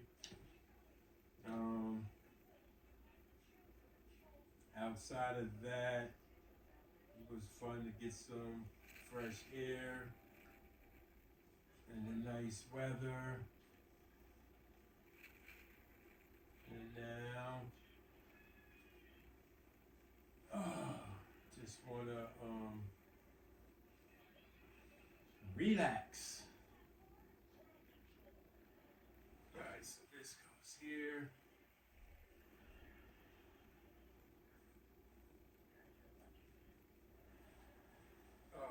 Okay. So one of the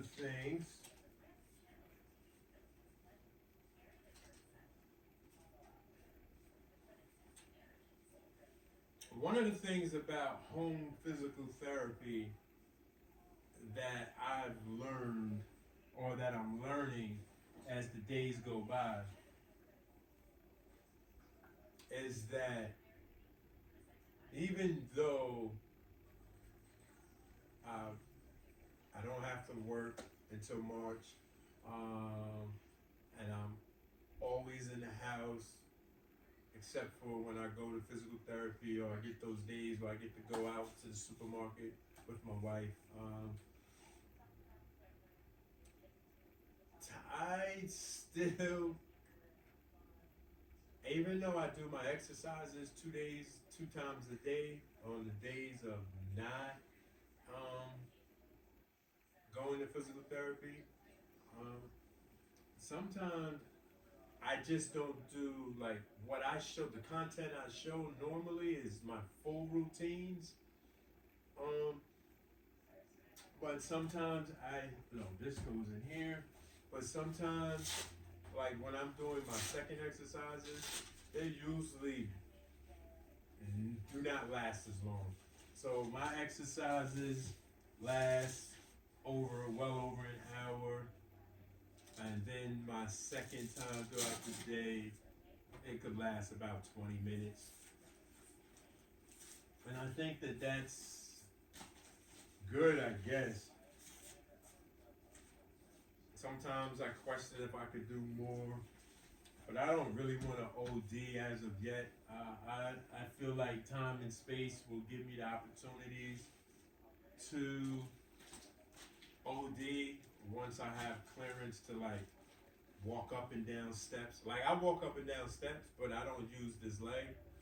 I just use my good leg. I don't use my operative leg. But sometime in the future, hopefully the near future, I'll get clearance to be able to start walking up steps and down steps on my operative leg.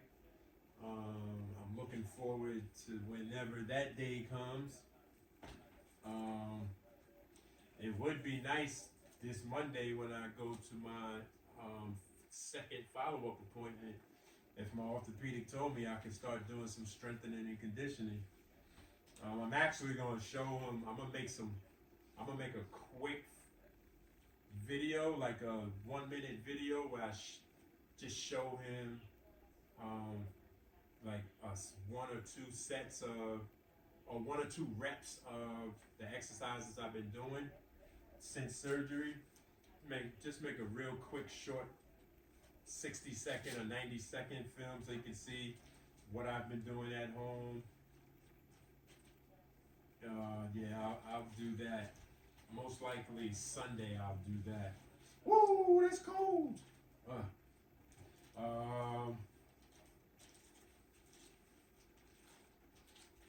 Okay, you go here.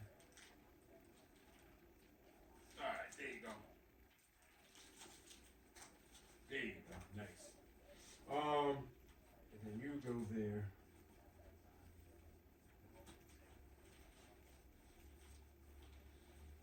Yeah, the ice pack slipped off of the ace bandage and hit my thigh directly.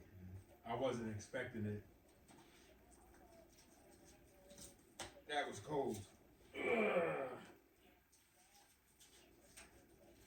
take ice baths, I be expecting the cold. So, you know, when it just come out the blue, yeah, that was a little intense right there. Yeah, but hopefully, back to what I was talking about, hopefully, you know, when I get some good news from my orthopedic that I'm ready to start advancing to the next level of exercises and rehabbing. But, you know, whatever he tells me, I'm going to adhere to, even if it's something I don't want to hear, then, you know, I'm just going to adhere to whatever he tells me. I've never had this injury before. So, you know, there are some people who have multiple ACL injuries. So they have an experience and they know what the do's and don'ts the second time around. This is my first, so I'm just following everything that the therapist tells me to do and the orthopedic tells me to do.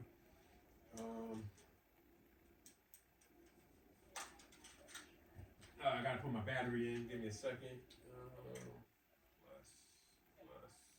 we go.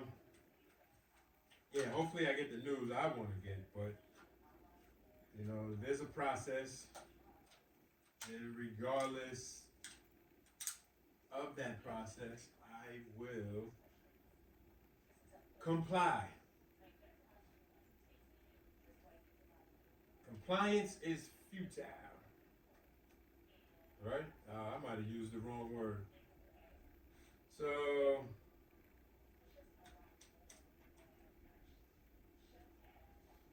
alright, so that's good.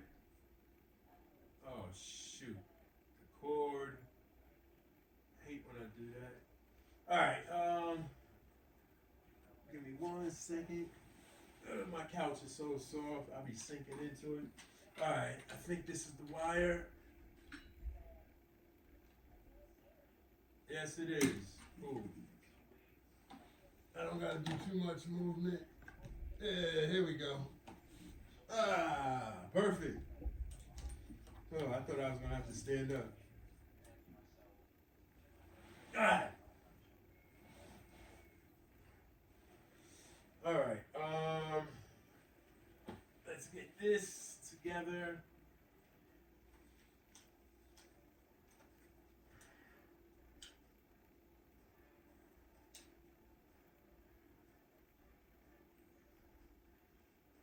Okay. Feel that? That's the bottom one.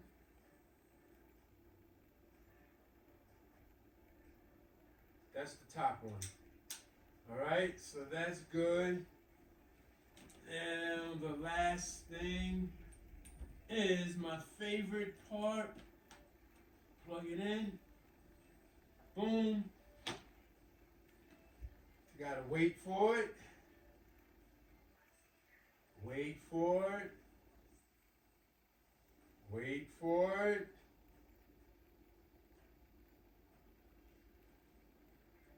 Wait for it.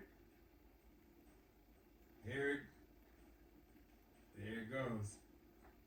There it goes. Oh, I love that sensation. That's my favorite thing that I'm always looking forward to when I'm icing. It's just feeling that cold wave. You ever been at a stadium and y'all do the wave? That's how it feels. Like a little wave of cold. Woo. I love that feeling. Anyway, so we'll sit here for the, this is programmed for half an hour, and then we'll wrap it up.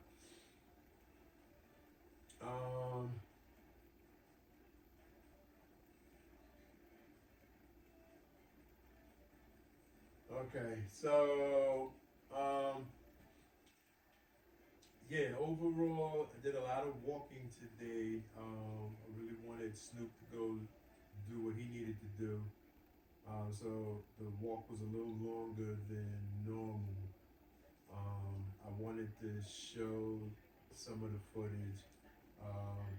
Yeah, there were some spots of me when I was walking that, it was a hill, but on camera the hill might look a little steeper than what the hill actually is. Um, but I was not at any risk. Um, uh, uh, Injury. So it was nice though. Again, I just want to say to my new viewers, anybody that's viewing my content in its entirety, I want to say thank you to my subscribers, my viewers, all new viewers, anybody who ever watches a full content of my episodes. I appreciate you. I thank you for your time and your patience. You could be doing anything else um, than sitting there, listening to me, and I really appreciate it.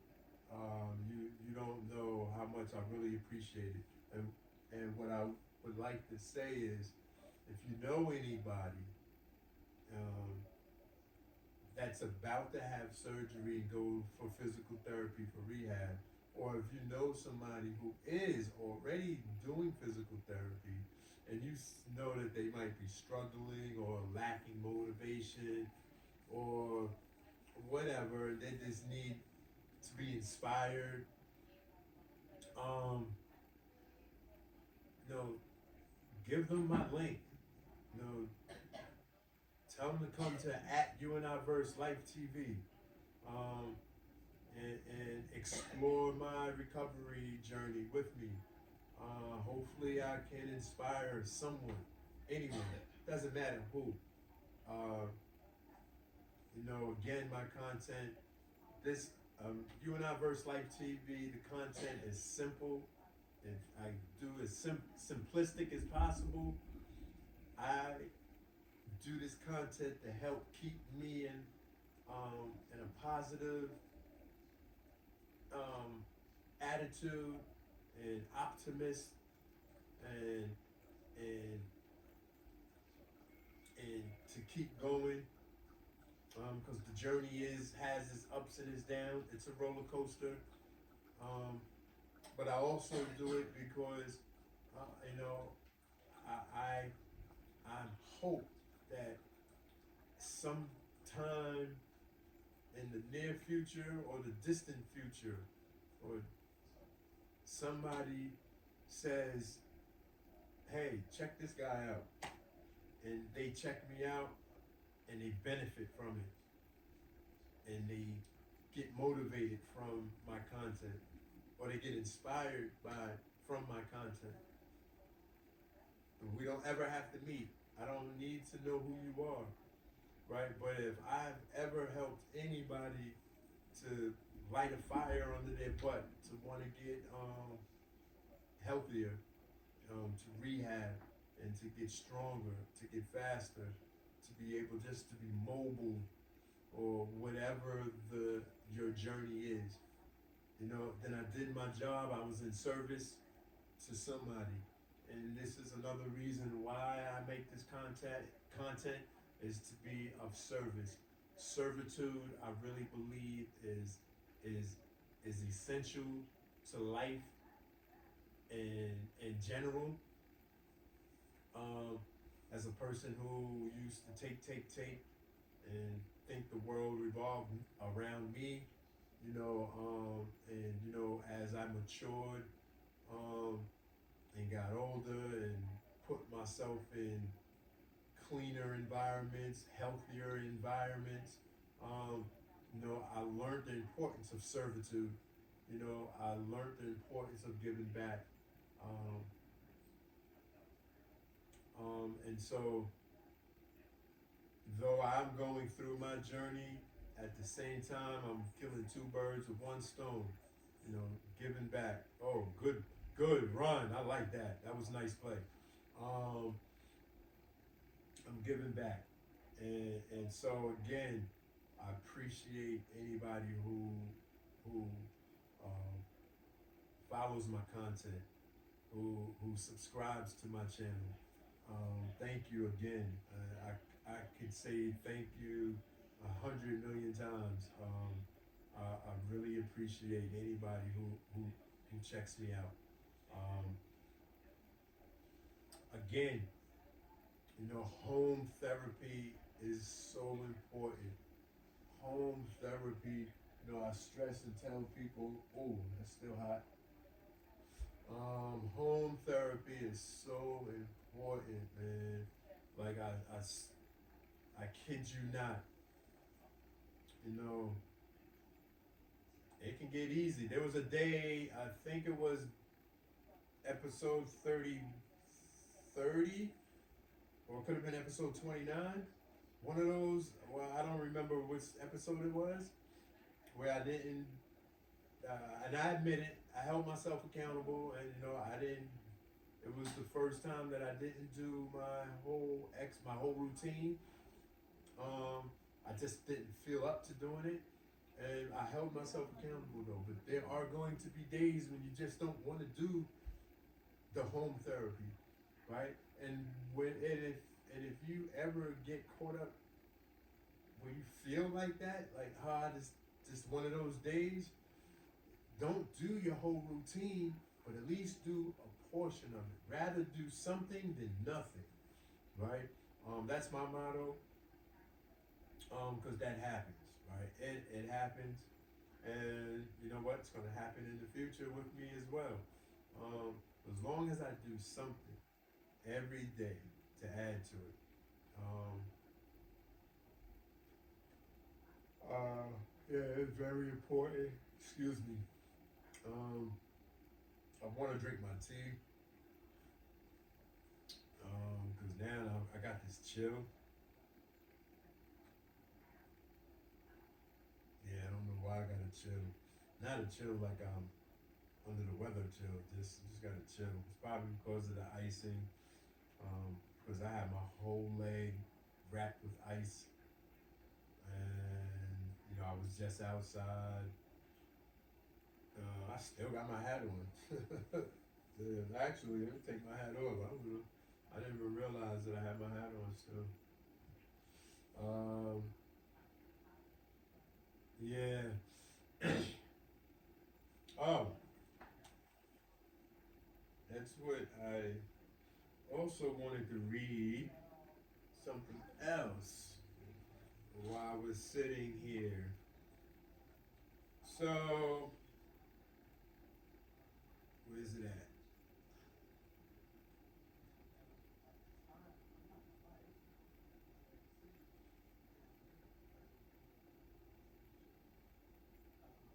All right, so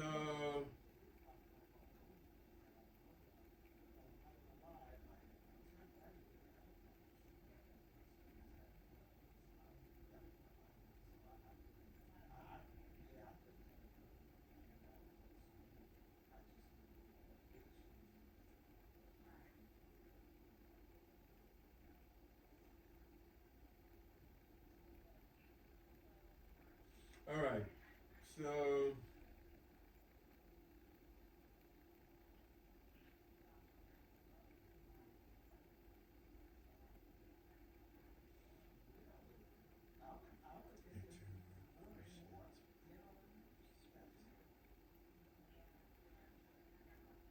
all right, so I finally was able to get on the NATA, National Athletic Trainers Association, for what I was information that I was trying to get to, and for the anterior cruciate ligament, abbreviated ACL, injury prevention. So I'm just going to do some reading while I'm sitting here. The ACL is one of the most commonly injured ligaments in the knee. Approximately 150,000 ACL injuries occur in the United States each year. Female athletes participating in basketball and soccer are 2 to 8 times more likely to suffer an ACL injury compared to their male counterparts. Recent data from the Women's National Basketball Association indicates white European American players may be at increased risk for ACL injury compared with African American, Hispanic, or Asian players. Athletes who have suffered an ACL injury are at increased risk of developing arthritis later on in life, even if they have surgery for the injury. ACL injuries account for a large healthcare cost, estimated to be over $500 million each year. All right, that was just some small information. So,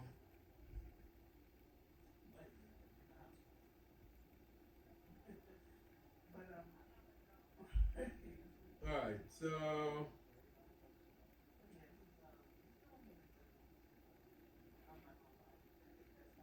why do ACL injuries occur? Researchers believe there are external and internal factors associated with ACL injury. External factors include any play where the injured athlete's coordination is disrupted just prior to landing or slowing down, deceleration.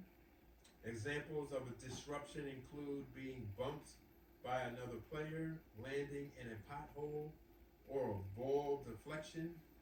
Other external factors which have been studied include the effects of wearing a brace, shoe surface interface, and the playing surface itself.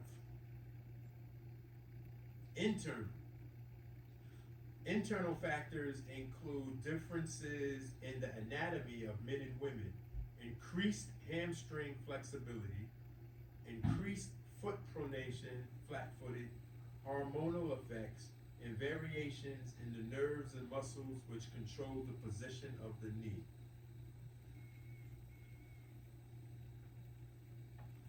So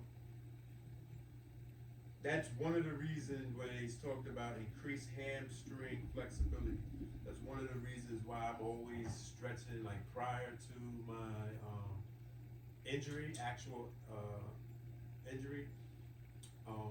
I always stretch. I've been stretching for decades. I've always felt flexibility for me personally was more important than mass. You know, I want to be strong, but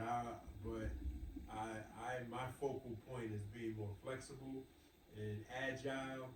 Um, I've always, for me personally, so people who are big like Lee Haney and Arnold Schwarzenegger and all of them, that's their choice, that's their prerogative. They chose to be big and bulky. For me, I just always wanted to be flexible throughout the years. Even when I was young, in my 20s, it probably goes back to my teens when I really was exercising, started exercising.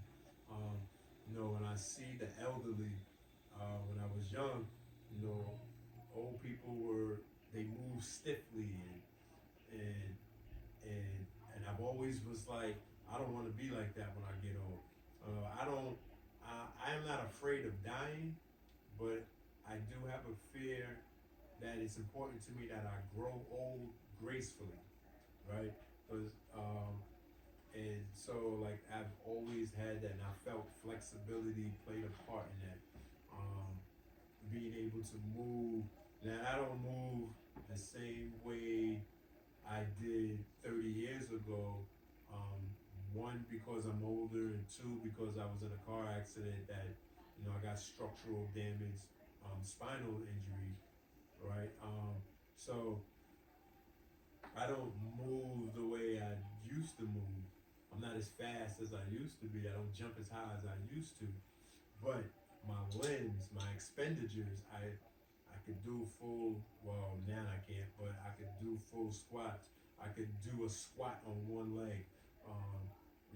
I could do pull-ups. I could do, I could move. I could function with my expenditures. And that has always been of importance to me. Um, and so I get that when I could see that I've pulled. I've never tore a hamstring, thank God, but I've pulled my hamstring several times, and I know that tightness, and I know how hard it is to bounce back from a hamstring when you pull it. Like it takes weeks, right? Like it takes a long time for it to heal to get back. Um, and a lot of times a pulled hamstring is because of the muscles not being stretched, um, and that the tightness. Where was we? Prevention of ACL injury. That's where I want to skip to that part. Several prevention programs have been developed in an attempt to decrease the incidence of non-contact ACL injuries. The focus of current prevention program is on proper nerve muscle control of the knee.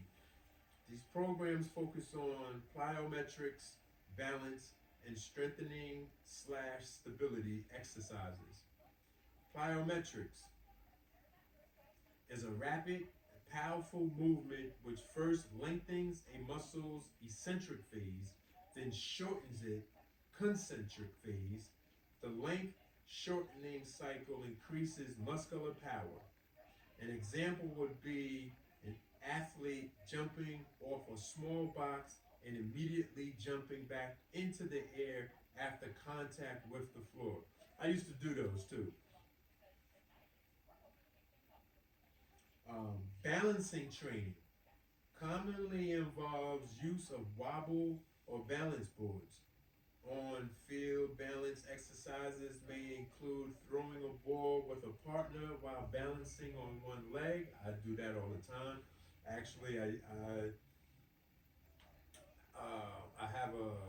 I had a wobble board that I would always, one of my drills when I'm shooting, doing shooting exercises, I stand one-legged on my balancing board and I do shots. That helps, and I do them on both legs. Haven't done that, it's been a minute now since I've done it because of what I'm going through, but I like doing that. That that also helps with my equilibrium. Um, to improve single leg core strength and stability, athletes perform exercises such as jumping and landing on one leg with the knee flexed and then momentarily holding that position. Um, I've done those. I don't do that often. When I was younger, I used to do those. I could still do them, but I would probably do like reps of 5 now. I wouldn't do maybe 5 sets, reps of 5. That's probably what I would do now. But I would used to in the past do um, 5 sets, reps of 10s.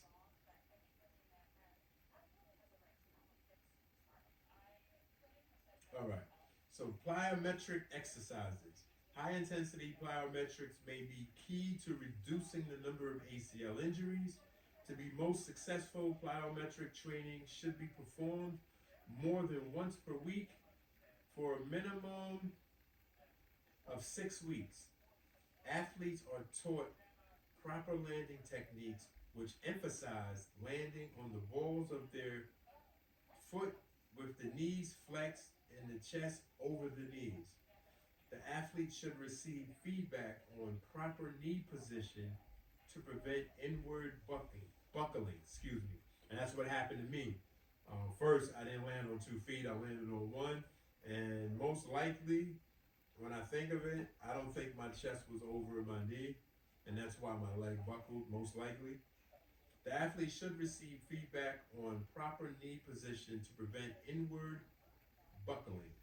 Many of the newer programs are being adapted by coaches as an integral part of warm-up during practice, such as jumping over a soccer ball and landing in the correct position. that might be something once I'm cleared to do. I might start doing that with a ball. So I just wanted to share some information on ACL. I want to start doing that more frequently during my content.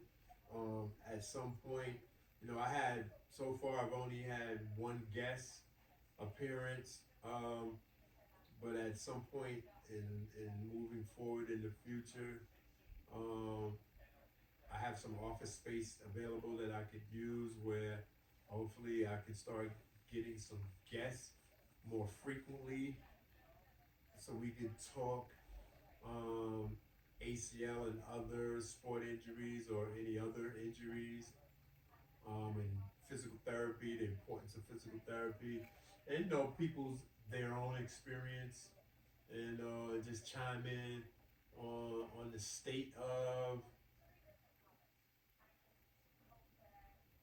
healthcare and self care. Um, yeah, outside of that, my tea should be drinkable now. Let's see. Yes, I can hold it now. So, drinking some elderberry tea.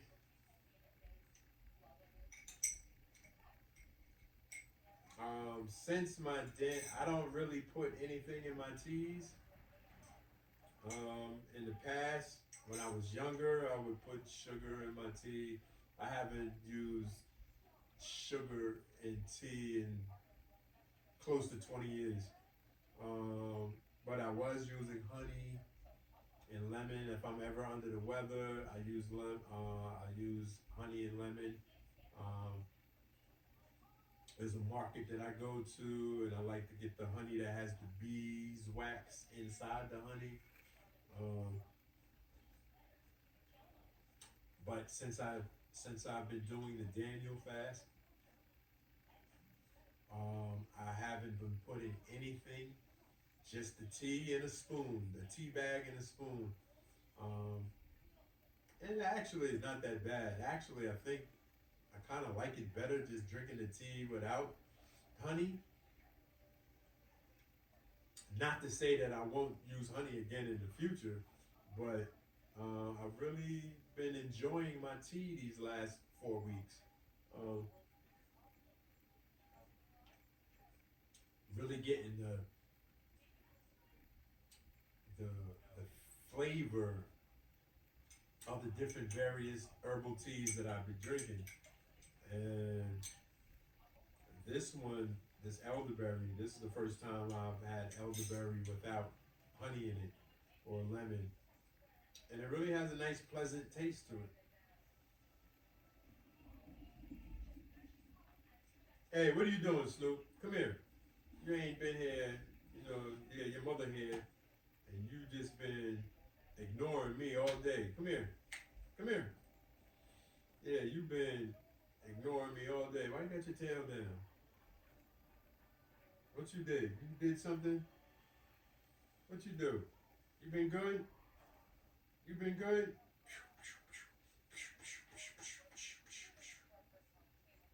Good dog. You can need a haircut too, man. Yeah, you gotta get a haircut. You got hair growing over your eye. Come here, stop. Stop. Remove the hair from your eye. There you go. Alright, you can get down. Just wanted to get you some footage.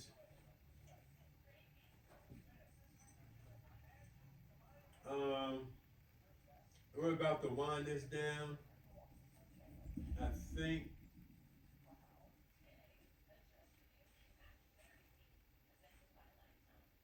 Nope, it's still on. So we probably got like another five. I think about another 5, 10 minutes, maybe 10 minutes at max, but I don't think so. Um, it's been a good day. It's it's almost 1:45. So so we, being that I'm 55 years old, I come from an era before digital clocks. So, teaching my granddaughter how to tell time from a regular clock, or what I call a regular clock. For her, a regular clock is a digital clock. So, we put up a new clock. Well, I put up a clock. I went and got a new clock. I really liked it. It was a clock, big clock, approximately, about this big, and it was like, I don't know what it's called, but it's not metallic, but it looks metallic, and you can see the sprockets and all the stuff, and it's transparent, right? It's a wall clock, and it looks rustic. That's the word I'm looking for. It looks rustic. It's circle, and maybe I'll show it to you one day. And so I had it underneath the television, not knowing that my wife, as a Christmas present, she had got a clock to put under the television, and it's really nice. So I like either clock looks perfect to put under the television. So it doesn't matter. But both clocks, we see me and my wife are on the same page, because I was trying to surprise her by putting a clock under the television, but an old school clock, and she was trying to surprise me by getting us for Christmas, a Christmas present for us, the exact same thing. Hers was custom made, and it has one of our wedding photos on the clock, and it really looks nice, right? And so, before we put the new clock up, when I had the old clock on, since my granddaughter was like, "Grampy, what's that? Right? That's new. What is that?" And I told her it's a clock. That's how you tell time. And she's like, "What?" Yeah. So, she was used to the digital clock that was up there, and she knows how to tell time from that. So I was trying to teach her how to tell time. So the difference between one of the differences I get from the new clocks versus the old clock. The new clocks, there is no such thing as a quarter to, right? Or 10 to, or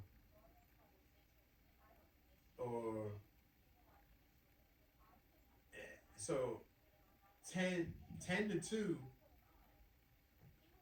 what we would say for the newer generation would be 150, not 10 to 2. A quarter to the newer generation, they don't know what that is. They're going to say, "Oh, it's 145." So, that's just something. And she asked me about the second hand. So you know how the second hand, she's like, "Why that one moving fast and the other one's not moving?"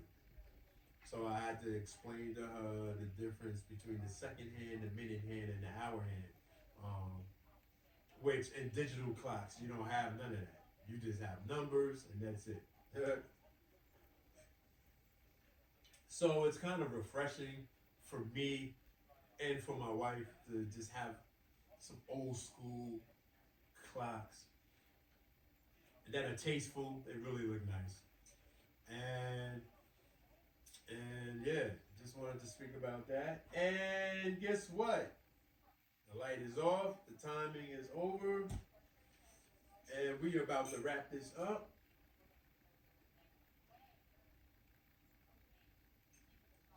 Oh,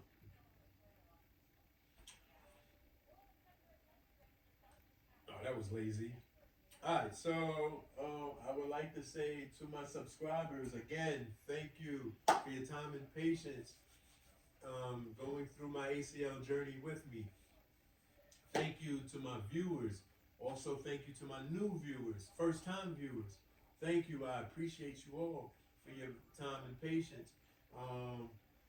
I always put out short clips of my episodes for those who do not have the patience to sit through an hour or 2 hours with me, that's fine as well. I do my best because the content is more, my ACL journey is more about my rehabbing.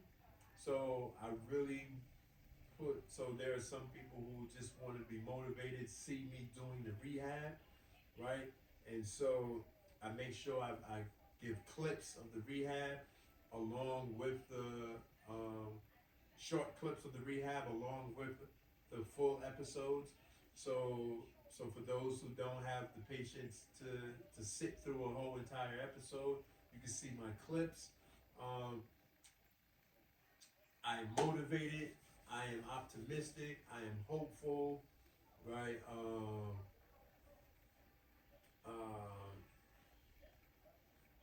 yes, and I appreciate life. I appreciate my consistency of doing this. This is definitely outside of my lane. Exploring, doing this content. Each passing day, it gets a little bit easier. Some days I be like, don't want to do it, but then I tell myself, you already started. Have to continue. Consistency. That's how we meet our objectives, by being consistent, right? So I will leave you with that. Actually, let me start taking this off. Let me unplug this, turn this off, take out the battery.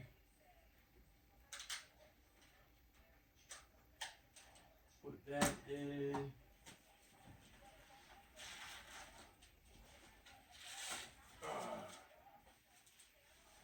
Take this off.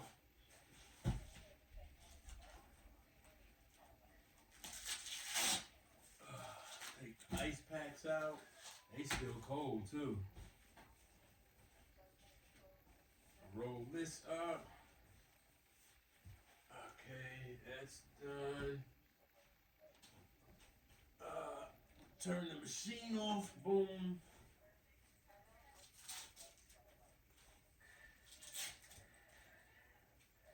Ooh, knee is nice and frosty.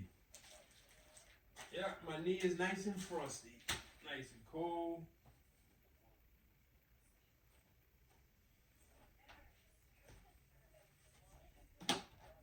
Okay, you can go there.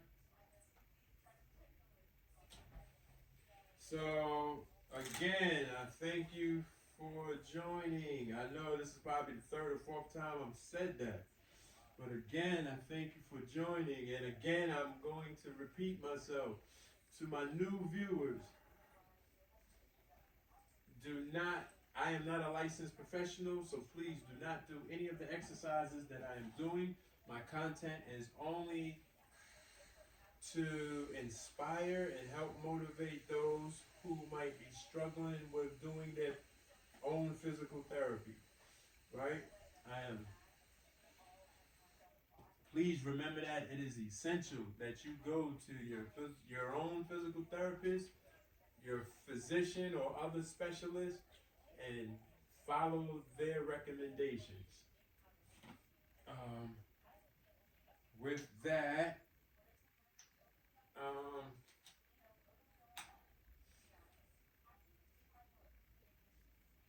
we are finishing up. This is it. Yeah, so I'm about to relax, watch some television with the missus, watch our little series that we be doing, and enjoy her company right now. That's what I'm about to do. So, let me say in conclusion,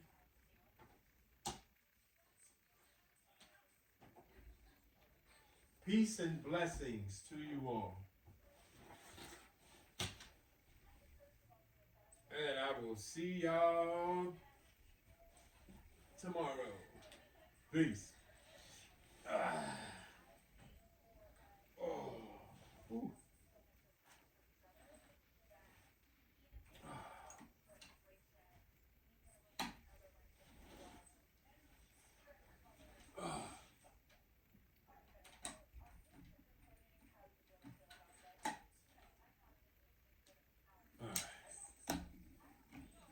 All right, y'all.